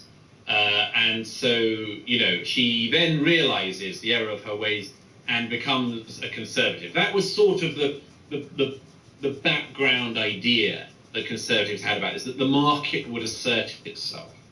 And of course, that turned out to be totally wrong. There were jobs for these people to go to. They've filled job after job and role after role. They have washed through major former newspapers in the US, like the New York Times. Yeah. They have washed across the cultural institutions in all of our countries. If we'd been speaking even 5 years ago, you would have thought, well, corporate America's not going to fall for that. They're not going to be held hostage by the people with, like Croc degrees in non-disciplines. But, there the corporates all are, and they all encourage the growth of their HR departments, and they're packed with people who now can hold an entire company hostage. I see this in the publishing industry. I mean, J.K. Rowling, Harry Potter fame, she's got this book coming out for kids called The Ichabog, and 150 or so staff at her publishers at Hachette threatened to walk out because they said they couldn't justify working for a publisher that brought out a book by J.K. Rowling, because J.K. Rowling has expressed perfectly mainstream and decent and reasonable views about where trans rights appears to cross over and tread on women's rights. And, unsurprisingly, most of the people who signed that letter were young, but the problem with it was that on that occasion, the CEO actually stood by J.K. Rowling, because she's very, very successful, probably the world's most successful author. And at the moment, at that very, very top level, sometimes, not all the time, the money speaks. But nobody turned around and said the only thing that needed to be said, which was, you're not even at a publishing house that's publishing J.K. Rowling's big book of trans. It's not Chicks with Dicks by J.K. Rowling. It's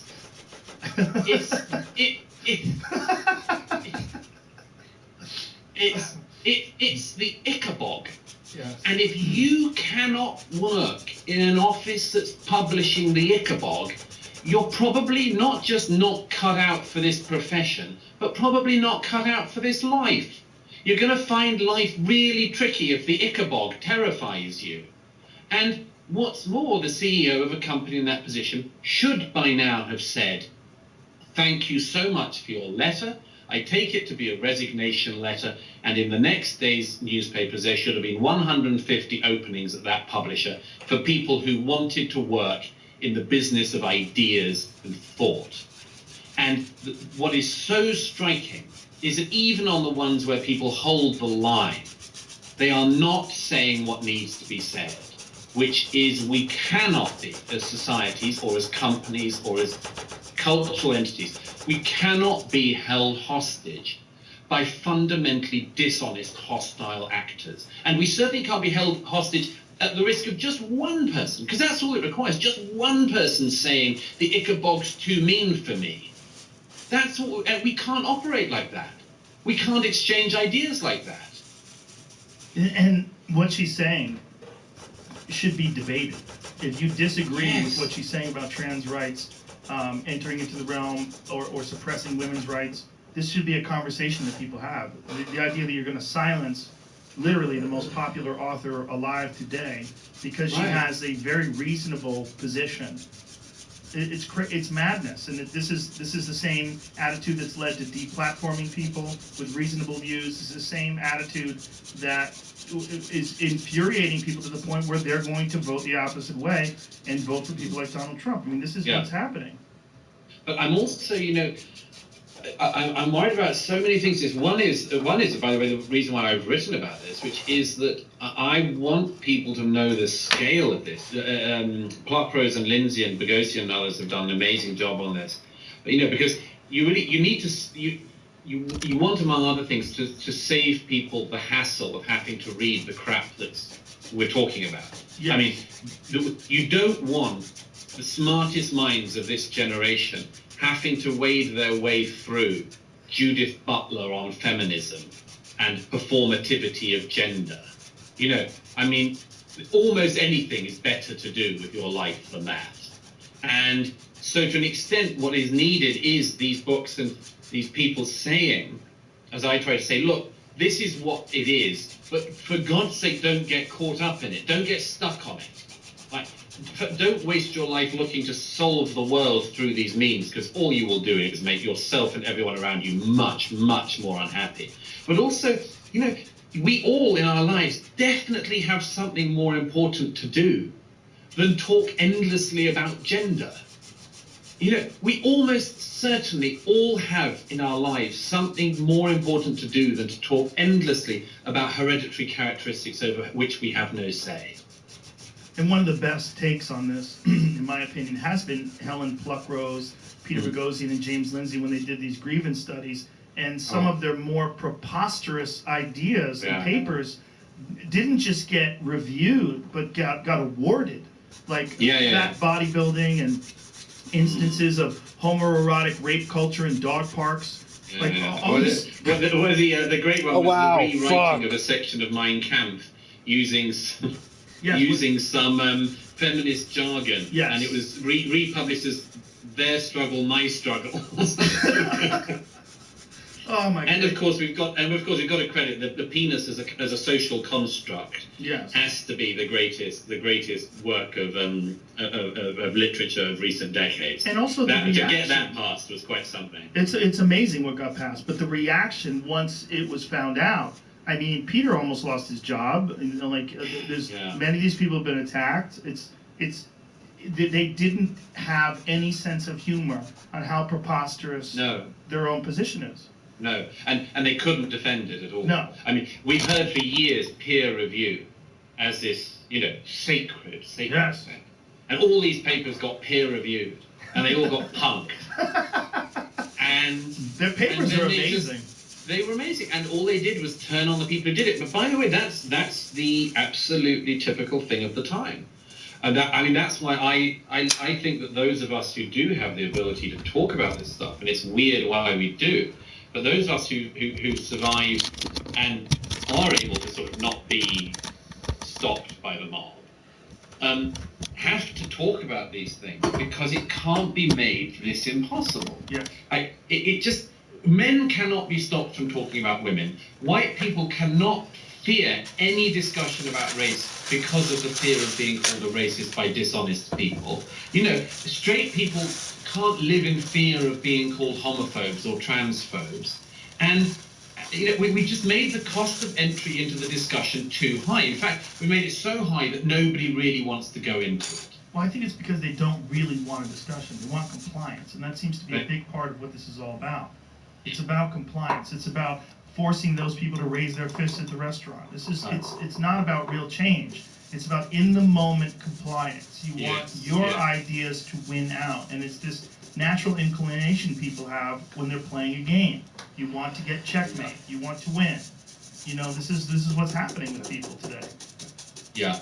Now that's taken quite a long time for some people to work out. That what we're dealing with is very often is dishonest people who want to win and are willing to just use any maneuver in the meantime. I mean, I talked about this, but it might have been actually on the thing which your contact at YouTube talked about. I was talking about with Sam Harris before, which was, I said to him once, just a moral proposal, like, why don't you and I say that all the people who criticize us are pedophiles? Right? Why don't we just say, whenever they say, like, Sam Harris is the worst person in the world and Douglas Murray is a terrible bigot, why don't we just say, well, it's a shame you can't stop shagging kids? And when they then say, what, how dare you, then we can say, oh, I'm sorry, I thought we were doing that. I thought we were just throwing around crazy attempts to end each other's careers. I thought that was the game we played. I'm sorry, I've mistaken it. Maybe we'd both like to step back a moment. No, but the point is there's a fundamental reason why we don't, which is that for a lot of us, we are holding on, and tenuously in some cases, holding on to the idea that we can continue to have reasonable discussion and reasonable debates with honest actors, and that therefore to lie knowingly about other people would be a bad thing to do and a wrong thing to do. I mean, I actually, I do think that's the case, because I think you wouldn't know when to stop, and that's what we're seeing on the parts of the far left. They don't know when to stop because they've been given the most powerful tools of the time, which is to accuse people of all the things that our society abhors. Our society abhors racism, it abhors homophobia, it abhors misogyny.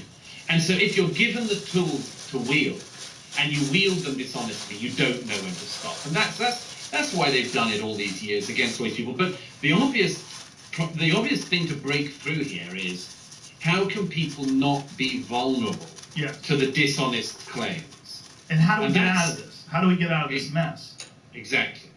And, you know, I'm afraid that we cannot put any faith in the idea, which some people have faith in, which is that, you know, people will kind of learn. It'll get nasty enough.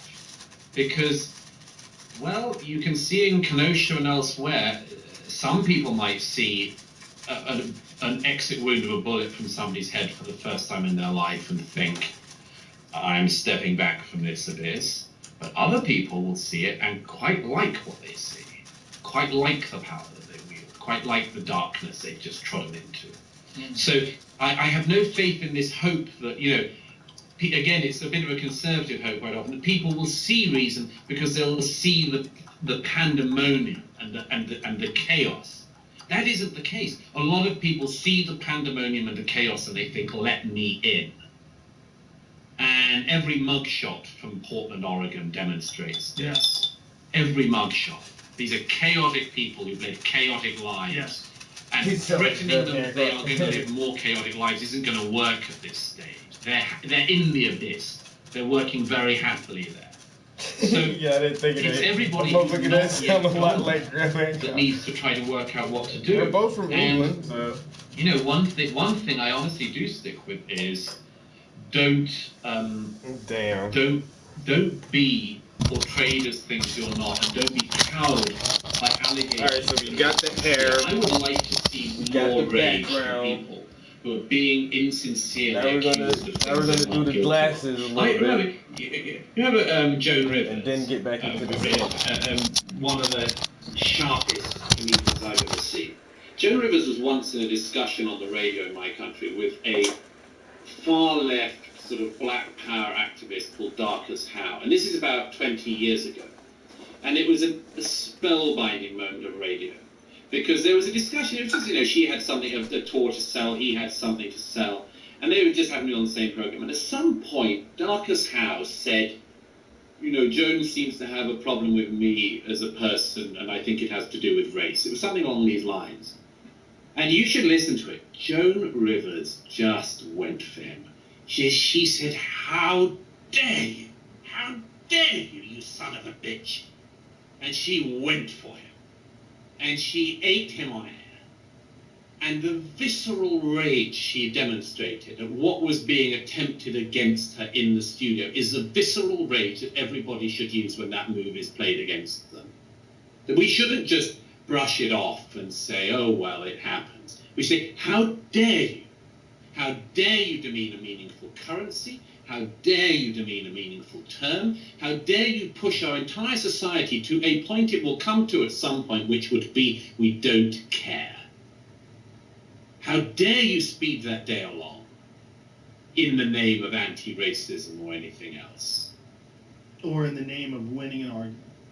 Winning an argument. Just for short term, it's so commonplace. To win for the short term, you just create hell for the long.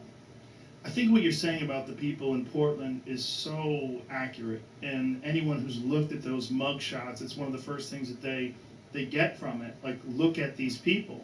They look unhealthy. They look lost. The guy who shot the man in Portland has this Black Power tattoo on his neck, and when you hear him talk, I don't know if you saw the interview with him in Vice. Vice interviewed him before the police shot him. Oh, yeah, I saw that. He's clearly a lost person who probably led a life that was filled with mistakes and fuck-ups, and then he finds himself in this situation where he has a gun in the middle of chaos, and he's literally got his hand on his gun, running around stalking Trump supporters, and finds one that's willing to engage him, and he shoots the guy and kills him.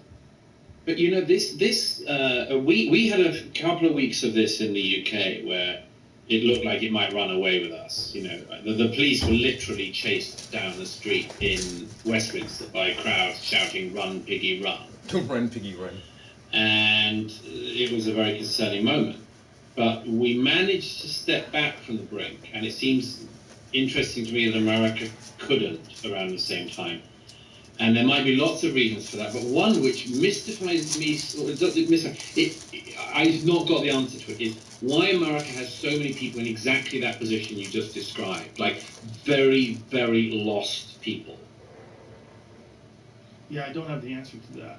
I think it's a numbers game. Where's I Joe think Rogan? there's so many of us over here. There's 320 plus million people. If just 1% of them were lost, you've got 3 million plus people that are lost.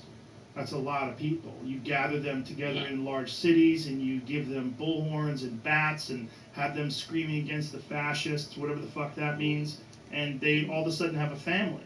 All of a sudden they're united, and that's what I saw in Chaz, the 6-block area of Seattle that they took over. They felt like they had done something. They had achieved something, and I think that's what you're seeing now in Portland. When these people are walking down the street marching and cheering together, for a lot of these people, this is the most exciting moment of their lives. They're joined together. There's chaos. There's fire. There's screaming in the streets. Occasionally, people get murdered. I mean, it's pretty wild stuff. And it feels like you're in history. You know? It feels like you're making history. Yeah. This is what I give this analogy. I lifted it from a late Australian philosopher, Ken Minogue. This way, I talk about St. Georgian retirement syndrome. And the St. Georgian retirement syndrome is I think, what a lot of campaigners are stuck in at the moment, which is that basically the situation St. George would be in after he'd got the acclaim of slaying the dragon. He might be tempted to go around the land looking for other dragons to slay. And if there aren't dragons, he might be found attacking smaller and smaller animals until eventually one day St. George can be found swinging his sword at thin air.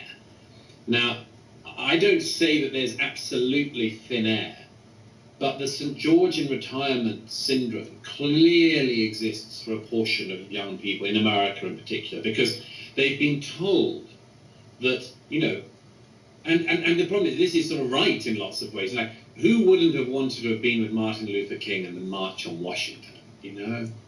Who wouldn't have wanted to have had the pleasure and the satisfaction of being at the head of a movement like that?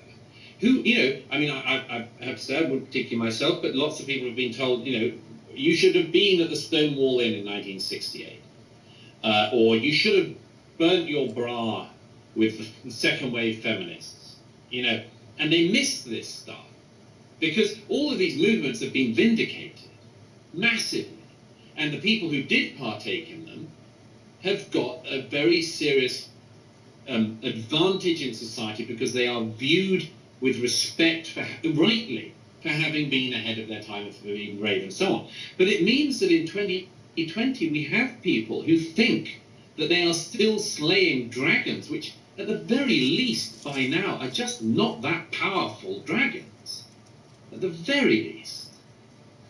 I don't know how this ends, and Portland to me is the most interesting petri dish because of the fact that you have the most progressive mayor and they're still like, fuck you, not good enough. My eyes are on that place in particular because Portland's always been a kind of an oddball place, and I always enjoy going there. I actually love Portland. It's one of my favorite places to perform.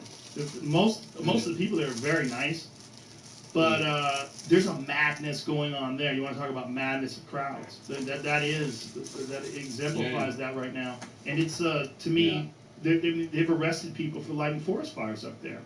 They've arrested left-wing people for lighting these forest fires. You know, air quote activists. And this is something that's also not widely being reported. You know, that people have actually been arrested for lighting fires up there. This is, I don't know what, like, if I would love to talk to the mayor and say, what is your strategy for ending this? Are you hoping this is just going to die down?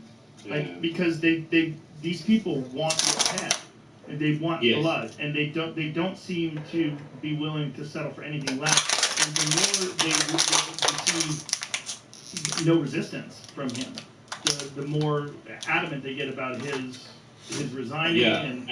And they're all, I mean, I've been reading quite a lot about revolutions recently for obvious reasons. It's a good time to do it. I highly recommend it. What have you been reading? Which books? Well, lots of books on the Russian Revolution, 1917, and of course everything on the French Revolution always remains pertinent, mainly because of just the unchanging nature of our species. You know, it always happens in similar ways. I mean, you know, at the beginning of the Russian Revolution in 1917, people who weren't on the side of the revolutionaries but didn't want to get hurt would stick to their spleen, you know, signs of the revolution, so that the mob would leave them alone.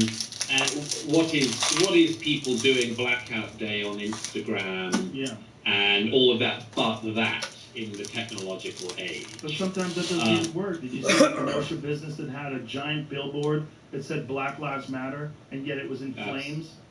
I loved that one early on. You shouldn't say you loved it, but I did. Of those sort of three jocks who were sort of in an apartment, and they were kind of going, yeah, fuck Black Lives Matter, and then all the windows get smashed in, and they're sort of shouting, we're on your side, and smash. It just shows you what's really going on. It shows you what's really going on. And I think that quite a lot of people have been in a performative stage. They've been in a performative stage they've done their stuff of saying, well, you know, America's a racist society, and of course we live in a slightly white supremacist society. And they did all of that, and now they've got to this other stage when the rubber hits the road, and when people start to act on it because they believe it. And this is the most dangerous stage. And I mean, one of the things, of course, is all the people pushing this now will not survive the revolution. None of them will survive. That's what you learned from 1789 in France, among other places. All the people who push it. And by the way, it's also always for the same reason. When the assembly meets after the revolution, they immediately start to talk about the rights of man and the rights that they're all going to acquire. They don't talk about laws. Why? Because it's easier and happier to talk about rights, and they put off the laws for another day. And then you get everything, including the terror. Don't we got enough laws already? Everybody, scene by scene of the revolution is taken out.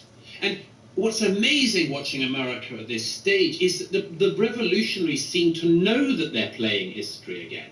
You saw this scene where they built a guillotine outside the house of Jeff Bezos. Yeah. It's like, we don't need very many more clues, you know, as to what these people are trying to do and aiming to do. They actually seem to look at these cultural revolutions and think, that seemed to go well. Why don't we try that again? Yeah, it's very confusing to me because I don't know how we get out of it. I don't see any map of the territory that seems like all we have to do is band together on these critical issues and just agree that we could speak civilly and discuss things and debate things, and I don't see any of that. I think there are answers to get out of it. I think there's a very obvious one, by the way, which is staring everyone in the face, which is, in all of our countries, we have this term, the silent majority, you know? Yes. Everyone's always talking about the silent majority. The number of people in recent weeks who've said to me, look, I know this person who owns a business, they make, you know, and it's literally things like, you know, they make frilly flowers or something, or they make doilies, or, you know, there's always sort of something completely harmless. And somebody finds out that they didn't make a statement on Black Lives Matter, and bang, the thing comes through. So you always hear the same story. So eventually they did, and eventually they posted the right thing, and they said the right thing, and they bowed, and they took the knee, and they raised the fist, and they danced, and so on. But my suggestion is, why is the majority silent? Why does it only speak if it speaks at elections? Why, once you work out what the force, I mean, you know this in MMA, but we haven't worked out fast enough, we should have done by now, that our entire society is being knocked off kilter by a very small number of people hitting very, very hard at the margins. And that is answerable. But it is only answerable if that majority stops being silent. It's not answerable if a few people scattered around the globe are allowed to talk about the difficult issues of the day. It's only answerable if the silent majority stops being silent. And that means nothing less than a mass act of resistance of people against the dishonest actors. It is to speak up and say, I will not, for instance, go through indoctrination training at my workplace. I will not be made to sit in a workshop with somebody who knows less than me, telling me to educate myself. I will not continue to be humiliated in this fashion. And there are various ways you can do that. The most threatening, by the way, and it's not a nice one, but the most threatening is to say, I will not partake in the re-racialization of my society and the attacks on people by racial group, whatever that grouping is. I will not attack black people as a mass. I will not attack white people as a mass. I will not talk on these terms. And if that happened at every corporation in America, this could stop. And the only reason it doesn't stop is because the majority has been cowed. That's why I go back to that woman in the restaurant in Washington. Everybody could say, I understand legitimate grievances, but I will not be cowed by people who are at this stage trying to bully an entire society to go along silently with a project we cannot agree to. I completely agree with you, but when I think about human nature and I think about the way people have reacted so far to this kind of outrage, I just don't see it happening.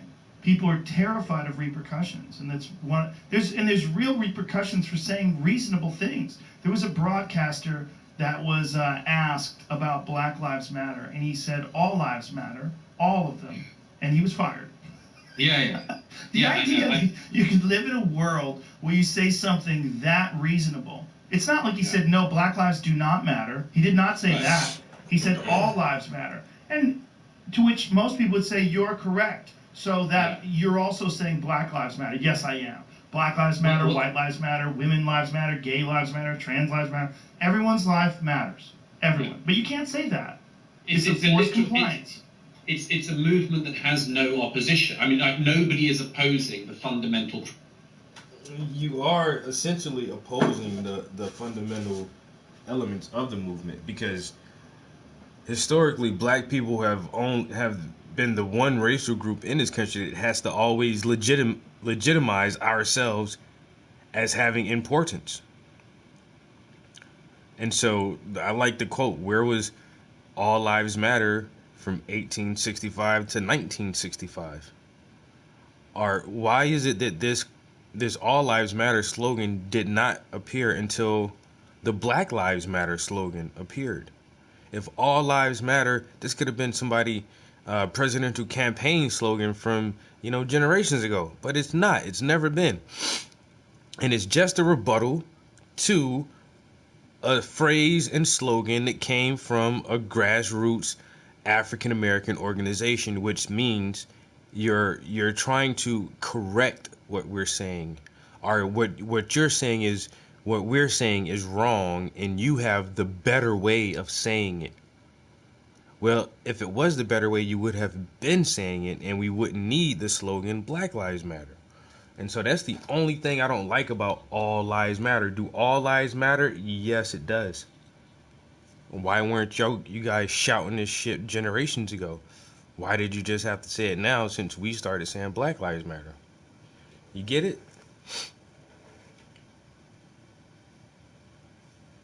So when I hear anyone says all lives matter, it makes me question these motherfuckers. Like, really? But do they really?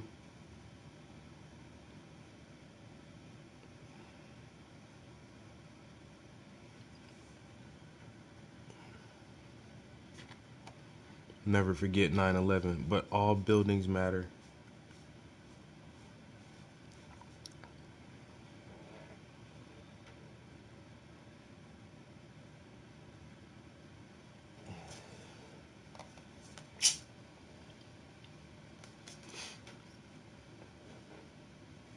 And my speaker went out.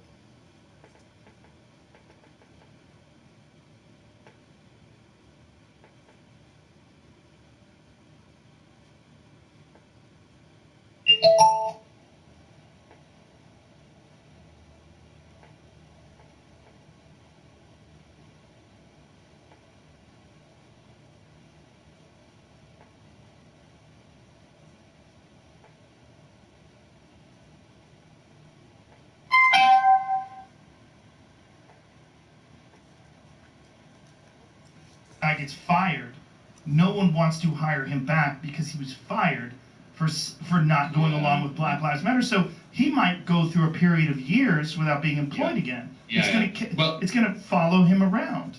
That absolutely, and that'll happen one by one. Like that Netflix guy who used the N-word as an example of a word not to use. You know the case. Well, the case was because of a good friend of mine. That case is because my good friend Tom Segura. Tom Segura is a very good friend of mine, and he was using the term retard, saying that you're not supposed to say that anymore. It was part of a bit about words that you're not supposed to say anymore. So he says that word. So this man who was an executive at Netflix says, essentially that word is like saying the N-word to black people, but he actually said the word in a meeting, and they were like off with his head. You said abracadabra, you said it out loud, you can't even acknowledge it as a word. He wasn't calling anyone in, he was just saying the word out loud, and that was enough. And I don't believe they were really outraged as much as I believe they could go after him for that. They knew that that was a target. They found a window, they had a rock, they threw it. The guys with the thumbs up, they took it right in the window. That's really what happened. Those guys in the window weren't bad people. They were just an easy target. Throw that rock. But this, I go back to this point about what the majority thinks, because like take sporting occasions. I mean this is why all of us, well, certainly me, has this horrible feeling that what is happening at the moment is an end of empire moment, is because of the combination of things that is washing across us. You know, right? And there's just, you know, look through Roman history and the fall of the Republic, which takes 400 years from Nero to the fall. But there's plague after plague that comes through the land and ends out just taking out people, making people fearful, destroying the Republic in another way. But if you use this analogy on that, what is so fascinating about and terrible about the combination of COVID and the BLM thing is, I would bet that, for instance, teams all taking the knee would not happen if the stadiums had people in them. I don't know about enough. I don't want to speak about American football because I really would be on the least knowledgeable terrain I could possibly find myself in. But if the terraces in the UK, in the soccer terraces, the football terraces, were filled with fans, the fans would not still be staying silent as the teams all took the knee. There was a cricket match the other day between England and Ireland, and the BBC, because there's no one in the stadium, of course, says, and now, of course, both teams are going to take the knee, as if it's like an ancient tradition we've always done. And I mean, everyone watching, you just sort of, every friend says, it's just so strange the way it's all sort of, you know, everyone there now, we take the knee and the ritual. If the cricket audiences are a bit politer maybe than football ones, but I don't think that the cricket stadium in August, like months on from George Floyd, would be just saying, yeah, no, sure, we all approve of that. The terraces in the football would definitely not be by now. They'd have started to boo. And so this is this thing of the combination of events. The team captains and others don't seem to be able to judge the public mood. And the public mood, can I just suggest it on that one, for instance, is this. Everyone's sorry about the death of George Floyd. Nobody defends a Minnesotan policeman, and we feel no responsibility for the killing. Like, nobody in the football stadium had anything to do with the killing of George Floyd. And the cricket audience didn't kill George Floyd. Right. And they're willing for a bit to say, well, you know, there seems to be a particular problem that does sometimes come up in American policing, and I wish that was able to be sorted out, because that's just ugly as hell. But I'm not responsible. I'm not changing all the norms of my society. I'm not introducing new weird rituals and dance routines we're meant to go through, jumping through hoop after hoop after hoop, because of something which I have no connection to and no responsibility to. Because this is a form of a claim of collective guilt and responsibility, which is ugly every way you tried to do it. Agreed. I agree with everything you just said. I think it would be interesting to see how people would react in a large crowd, and whether or not the crowd in America in a football stadium would go with it, or whether or not they would boo. I would assume would assume most people would go with it given today's climate because they would be scared to boo. They would be scared to react that way. This is how I feel the climate is today in America. Most people don't really want their politics mixed in with sports, but when they are, and it's kind of being forced down everyone's throat, they just go along with it. Because the consequences of going against it, saying, look, I support Black Lives Matter, but do we have to have it here? Can't this just be football, only football? No, it's happened everywhere. There are libraries that are currently having breakdowns over, their collection. The British Library's just announced it's kind of trying to decolonize itself. I mean, God knows what that means. The British Museum has just announced it's going to have an investigation into basically everything. The university system here is doing weird stuff, like announcing an audit into any potential benefit that they got from slavery. There was a bell at the Cambridge College which was recently removed. This is like the sort of magic words that are so dangerous that if they're said, even when they're said critically, they must be stopped. There was a bell at a Cambridge College which was removed recently because it was found that it could have been run on a plantation. Okay, but now we're in the realm of magic. This is like something from a C.S. Lewis Narnia thing. Is it that if you ring the bell again, the slavery comes back? Like, what is the thinking behind it? So the problem is institution after institution is falling for it because they are not doing the thing they could do, which, as I just said, is we're very sorry about this thing that happened, but it had nothing to do with us. Right. And if you come along and pretend that it did, then we're going to say, sorry, you're a dishonest actor.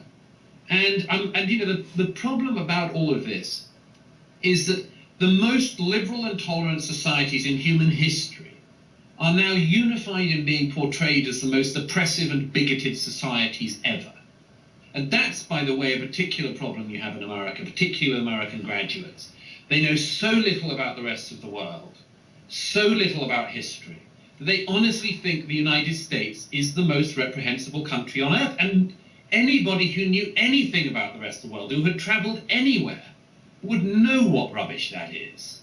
And yet not enough people say it, because they're being held hostage by dishonest hostage takers.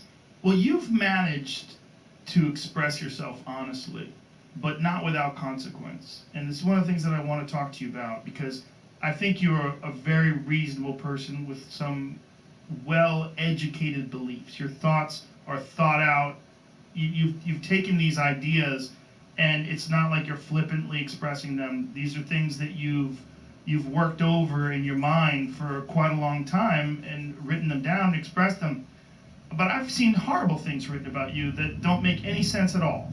And what has that been like for you to see people, because you're not willing to go along with this collective group thing, to have these people have this completely disingenuous description of you, this interpretation of what you're trying to accomplish, and the fact that you're not willing to bend the knee, you're being demonized in a very uncomfortable way. The truth is, I don't feel it, Joe. That's amazing. I really don't feel it. I mean, I don't know why that might be the case. I can suggest some reasons. One is I don't care what people I don't care about think. I don't mind if some bot on Twitter is mean about me. It doesn't bother me. The New York Times has never taken a love feeling towards me, but I don't mind. I don't need the New York Times to love me. I don't need any of that, and I don't care. I genuinely don't care. My own opinion is enough for me, and I get my opinions because I think about them, I investigate them, I travel all the time when we're still allowed to travel, and speak to people and meet people all around the world, all the time. I'm fascinated by other cultures, I'm fascinated by what we can learn from each other, and I genuinely am not influenced at all by dishonest people who make dishonest claims about me. And I have to say, I've just had the good fortune in my life as a writer to always say what I think. And sure, that means I make mistakes at times, doubtless, everybody does. But I can't tell you, and particularly your listeners who are wondering about this, it is so much better in your life to tell the truth, however you see it. It is so much better to just say what you see than to shut up. If of all the regrets we could all have on our deathbeds, I reckon one of the biggest is the regret that you just sidled through life, kind of hoping people didn't notice you, and you just got by and you did everything you were told to do and you just were a good boy, and then you sidle off. I think that's a regretful position to be in. So I've always said what I thought. I've always written what I thought. I'm amazed I'm still here in some ways, but I only desire the approval of a relatively small number of people who I respect. And if they said to me, I think you're totally wrong on this, Douglas, then I'd listen. But when it's people who don't want me to do well, for instance, then of course I don't listen to them. And I think that's the same as it is in all of our lives. You know this. I mean, if your wife says to you, you're really onto the wrong thing here, then you listen because she wants you to do well. If some guy in the street with an I Hate Joe Rogan t-shirt on tells you what you should do, obviously you're not going to listen to them. They don't want you to do well. And it's one of the tools we all have to hone in our lives, I suppose, to work out who wants us to do well, who wishes us well, and to listen to them, even if they're critical of us, and they will be at times, and to separate out those people from people who just, of course they don't want you to do well. Hate you, hate everything about you and whatever. But I'm just, I don't have much sympathy for the people who bang on about being, cancelled. I mean, I do when it's people who have, ordinary jobs and they've just been horribly treated by the madness of this era. I have every sympathy for them, and a lot of the cases I write about in Madness of Crowds tries to highlight that. But I don't have much sympathy with public figures who say, I can't say what I think and I can't speak up and all this sort of thing. Can I just think, if you're not going to now, when are you going to? If you're not going to in this life, what life are you expecting to come where you'll do it? And so, no, I'm comfortable as you can be in the end times, obviously, as everything's burning down and there's plagues of locusts coming our way. I honestly urge other people to do the same. It's I can't say it's dandy, but it's a pretty good life. I mean, I have the satisfaction of knowing that I'm not lying. And for young people watching in particular, this is just one of the most important things, because, as I say somewhere in Madness of Crowds, the problem with being told, the problem with going along with being told to bend the knee, raise the fist, jump through the hoop, is that it demoralizes you. And it makes you a smaller person inside. You will be demoralized because you'll know that you shouldn't have done that, and at some level you will think badly of yourself for having done it. You'll feel regretful, you'll feel cowardly, and it will affect your life in other ways. And the opposite is also true. The person who doesn't stand with the mob, the person who doesn't go along with the mob, the person who refuses to walk with the crowd, will feel quietly but significantly better about themselves, and I think will be a better person, and they will achieve more in their lives, whatever that is, because they will have self-respect. And that's what totalitarian movements across history always knew, was that you grind people down and make them agree to lies, because you will then be able to make them do anything. There's this, if I can say so, there's this very, very telling thing that happened in the communist era in Eastern Europe. Václav Havel, great late Czech leader, says this, and he was one of the great Czech dissidents and playwrights of the period in the 60s and 70s. He wrote a piece once, which is really worth reading again today, where he cites the example of a greengrocer in Prague who has to put up in his window, like everyone else, the notice that says, "Workers of the world unite." And it's sent by party headquarters to all greengrocers, and you all have to hang it. And Václav Havel says a number of things happened from this. The first thing is that, of course, that the greengrocer is showing to everyone that he is a party loyalist and he wouldn't be able to operate as a business if he didn't do this thing. But it also hangs there every day as a sign of his subjugation. It's a little thing, but it hangs there as a sign of his subjugation. And it reminds him that he's not the man he could be. Now, one of the results of that is that such a person ends up hating the people who make him hang the sign, hates them, because they have demoralized him. But Havel's point, among others, is you think you're doing a little thing, but you're not. You are diminishing your soul by doing this, because you know that you could be something more than the person who just has to hang whatever party headquarters tells you to hang this week. Well said. Thank you. Absolutely. Outstanding. More people need to hear this. This is what you just said is an excellent guideline of how to live a meaningful life and express yourself honestly. And I think one of the things that we're dealing with these collective groups of people subjugating themselves to the masses is a failure of our education system. Because although we teach people mathematics and history and all these different things, we don't teach them enough of the psychology of first of all, the consequences of giving into these things, also the temptation people do of get giving into these defensive things, over these why they topics, occur, what is happening with human beings when they're trying to force people to comply. But when and you then got how facts, this is a natural occurrence. you know what And I'm saying? so You don't need people your can't feelings see and it. emotions. They have to and experience it, and then they have to go, what the fuck just happened? And then how did I get canceled? And then their life falls apart, and they have to look into it. It's a long, lengthy process because they haven't been given a map. They don't really understand how this plays out.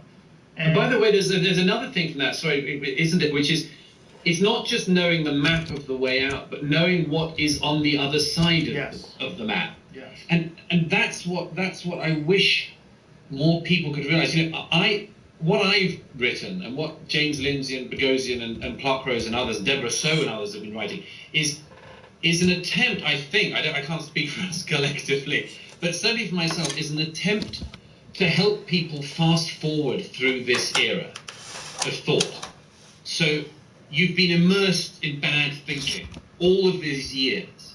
You've been taught crock theory, and you're being encouraged to wade through more of it. Your boss is sending you lists of unreadable books that tell lies and telling you to read them. And one of the things I'm trying to do is to say, I'm going to try to short circuit that, like get you through that now. For the following reason, none of this is what any of us should be spending our lives doing. None of it.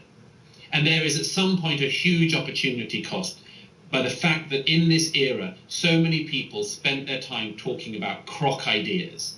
It's not a useful way to spend our lives to talk endlessly about gender performativity and look-at-meism and so on. It's just not a useful thing to do. It's not endlessly interesting to talk about whether there are 100 genders or 1 million, or whether you're genderqueer or pansexual. It's not interesting. It's really boring.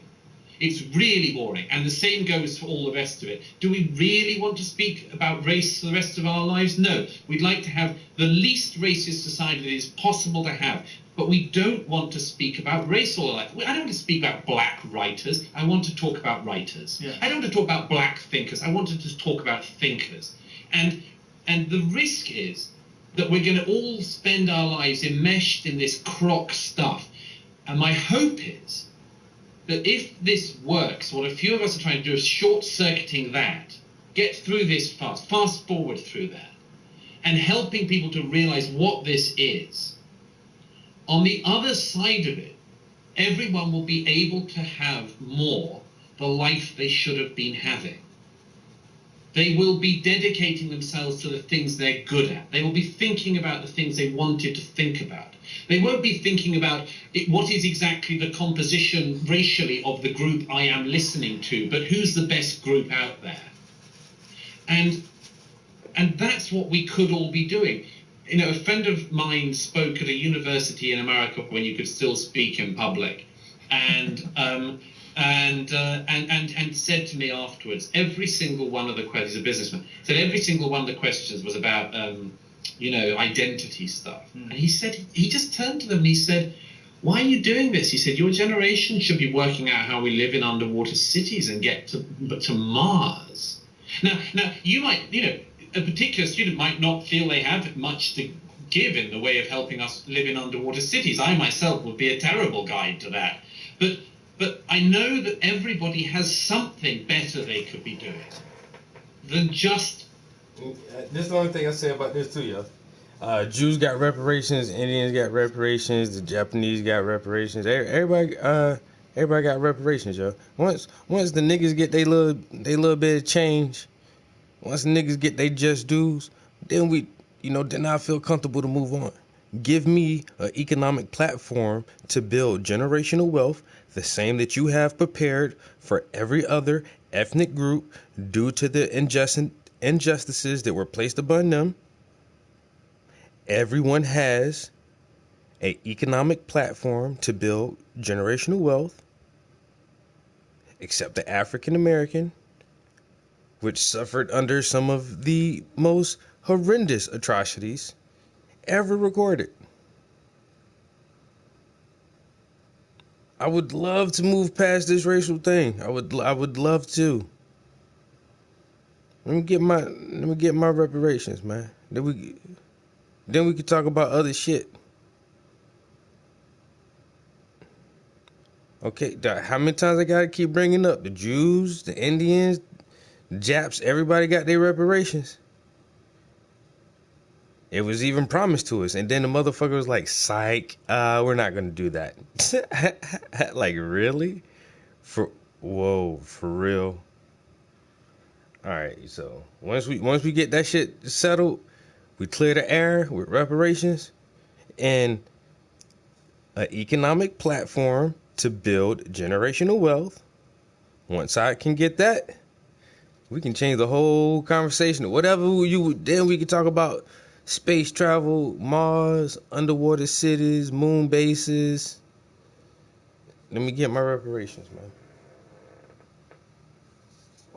Performing these crowd performances that we're all being told to do. We could have much better music, we could have much better art, much better sports, much better everything, much better science, everything, if we stopped doing what we're doing at the moment, fast forwarded it through it, and just used the amazing potential we have and the interconnected potential we all famously have now on the planet, and use what's worth doing.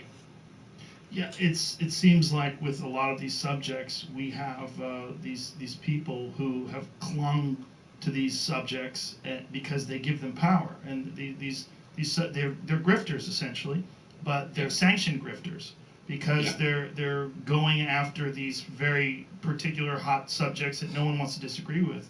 So you're allowed to be a grifter, and you're allowed to pretend that everything is racist or everything is sexist or there's a million genders, and if you disagree with that, you are disagreeing with the current orthodoxy. You're stepping out of line, and you'll be punished for that.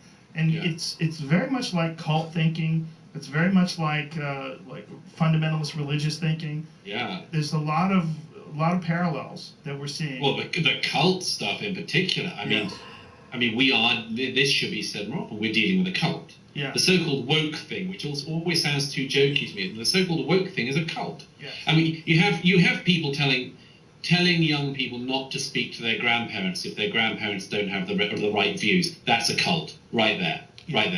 And by the way, I was watching the other night this documentary on the Jonestown massacre, and I was amazed to see, I mean, the cult parallels are all over the place. I was amazed to see that one of Jim Jones's things to his followers was, you can't go back to the United States racist.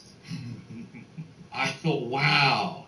Like, hucksters and fraudsters have been onto this longer than I knew they had. Yeah, because it's such a hot-button subject, and if you say it to people, they get terrified that they actually are racist, or that they're going to be accused of being racist, and so they'll comply just to avoid the sting of the accusation, and they'll subjugate themselves. Unless, as I say, we all take the Joan Rivers approach, and we say there will be a cost to you for dishonestly saying something about me like that, and I won't put up with it. If we took the inspiration of Joan Rivers, we'd get somewhere. Well, maybe with more people being, at least, definitely more people are taken out of their current occupation because of COVID. More people have lost their jobs, and there's a lot of people that are forced into being independent.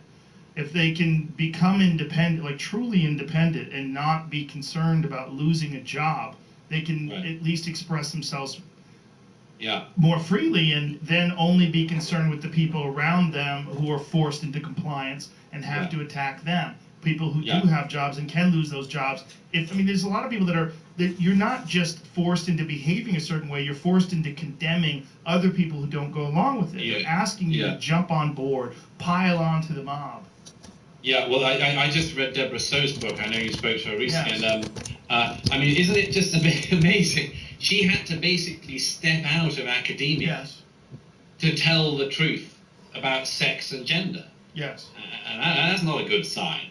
That's not a good sign. But thank God she's done it, and thank God she and others, small number of people, are doing the same thing. And it's terrific. And more people could take inspiration from it. They could say, actually, Deborah So is a very good example of that. She could have spent her life lying and hanging around and doing peer-reviewed papers, making the same bullshit claims that all of her contemporaries were making, whilst whispering in the canteen that it was all bullshit. Right. But that would be a horrible life. And instead, she's written a really good book, and doubtless she'll do many more great things. Well, because she has to live in the truth. Yes, and fortunately for her, there are these avenues. There's these places that she can go, where she can go on podcasts, she can use social media, but she gets attacked left and right because of it. And I got attacked because of having her on. But what she's saying, there's clearly something going on when you have this gigantic uptick of young girls who have sudden onset gender dysphoria and are turning trans, and then the same with Abigail Shearer, her book as well. She describes the same situation, and I've had people reach out to me. Hey, my daughter is going to school and her friends are turning trans. There's a group of 10 of them that have decided they're trans. The odds of that being that they're actually trans is so staggering. And it's more likely there's some sort of psychological phenomenon going on. But if you bring that up, people are thinking that it discredits actual trans people. No, we're talking about human beings are malleable. This is something we all know. There's a reason why cults exist in the first place. Human beings are very subject to manipulation, to influence, to suggestion, and also the praise that these young girls are getting for stepping out and saying that they're trans. People are saying that's amazing, and we're so brave. Yes, we are all interesting. We all lean towards love. You get that, and it seems like that's all of a sudden giving them meaning and giving them purpose. And I found the thing. I was so awkward and lost and confused, but it was just because I was trans.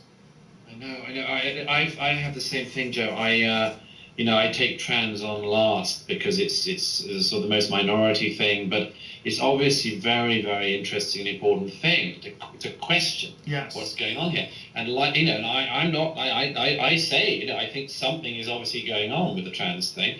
I think that it's wildly under-discussed, and I think that our societies are doing things that we will look back on with shame in terms of experimenting on young children. I mean, we will just... Yes, that is the most disturbing. And there's a bunch of lawsuits coming everyone's way quite soon, and maybe that'll stop it. But I have, like you, I have parents who, when we still had events, would come up to me afterwards. I get emails from parents. I have a sympathy, which I think everybody else has, but they don't voice enough because they worry about it. I have so much sympathy with parents who say, I've been threatened with the suicide of my child. And by the doctors, by the medical profession. And this is what's always said, when people say, do you want a living daughter or a dead son? And they're told that by medical experts. What are they meant to say? What are they meant to do? And these people find no sympathy for them anywhere. Right. And I think that it's a huge one. I think again it's a total silent majority one. Everybody knows Parents know something's going on in this. It's also, by the way, to have the real discussion about it is much more interesting than the fake one, because the real discussion, as I say, about things like autogynephilia, about sexual eroticism and transdressing and all this stuff is really interesting. Yes. And there's not much written about it, but as you know, but I mean, it's really, really interesting. Much more interesting than what the trans activists try to say about trans. But all of that's going on. All of it is trying to be suppressed. It can't be suppressed. It won't be suppressed. It'll all be had out sometime. And I think we can have it out now. But by the way, isn't it worrying that it is the debate that it has become? And I worry. It was Camille Parrier who first alerted me to this. I worry about the dominance that trans has taken, precisely where we started off, because it's an end of empire discussion. Yeah, you know this?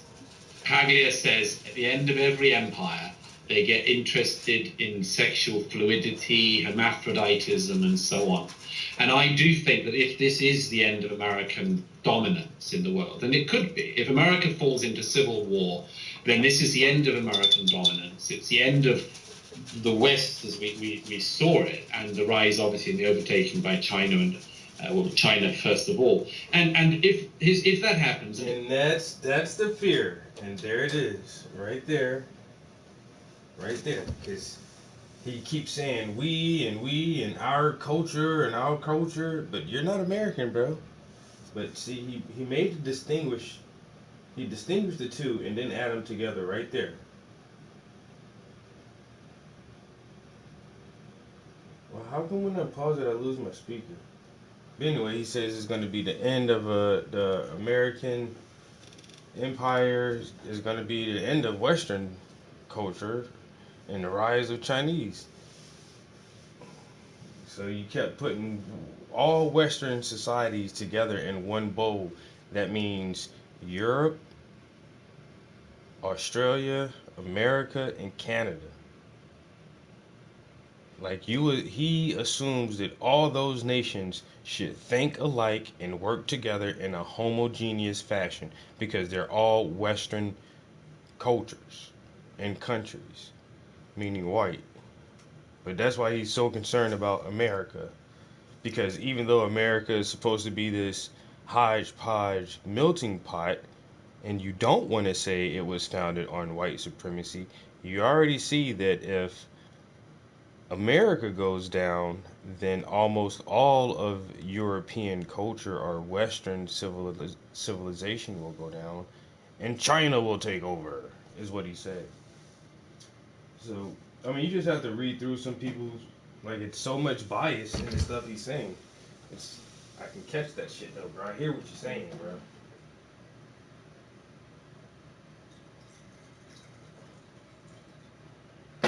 America's everybody's daddy.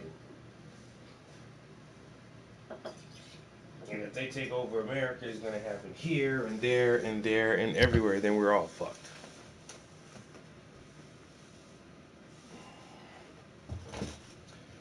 Alright, so we did 4 hours in the studio. I ain't gonna lie, y'all. I might take a nap or something. Y'all feel kind of sleepy. Got up early, you know what I'm saying? Did the whole gym thing. I done ate some good lunch and stuff. Got a good bit done on the painting. So that thing is looking nice. You know, I wouldn't feel bad if I took a nap right about now. Take me a nice little nap.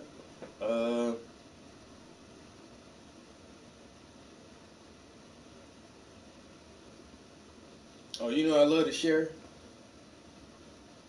Like I said, I might run some errands, and grab some paint, because I'm running out of that blue.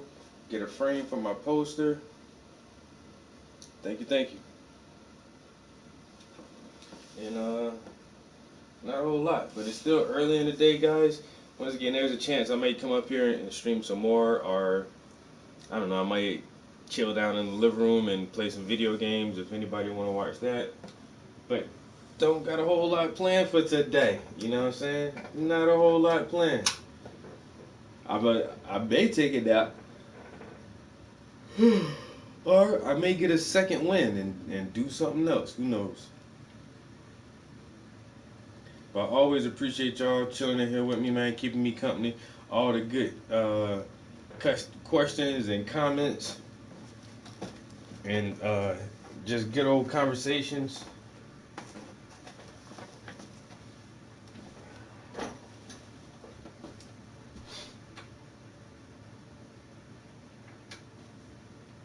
I hope everybody have a pleasant afternoon.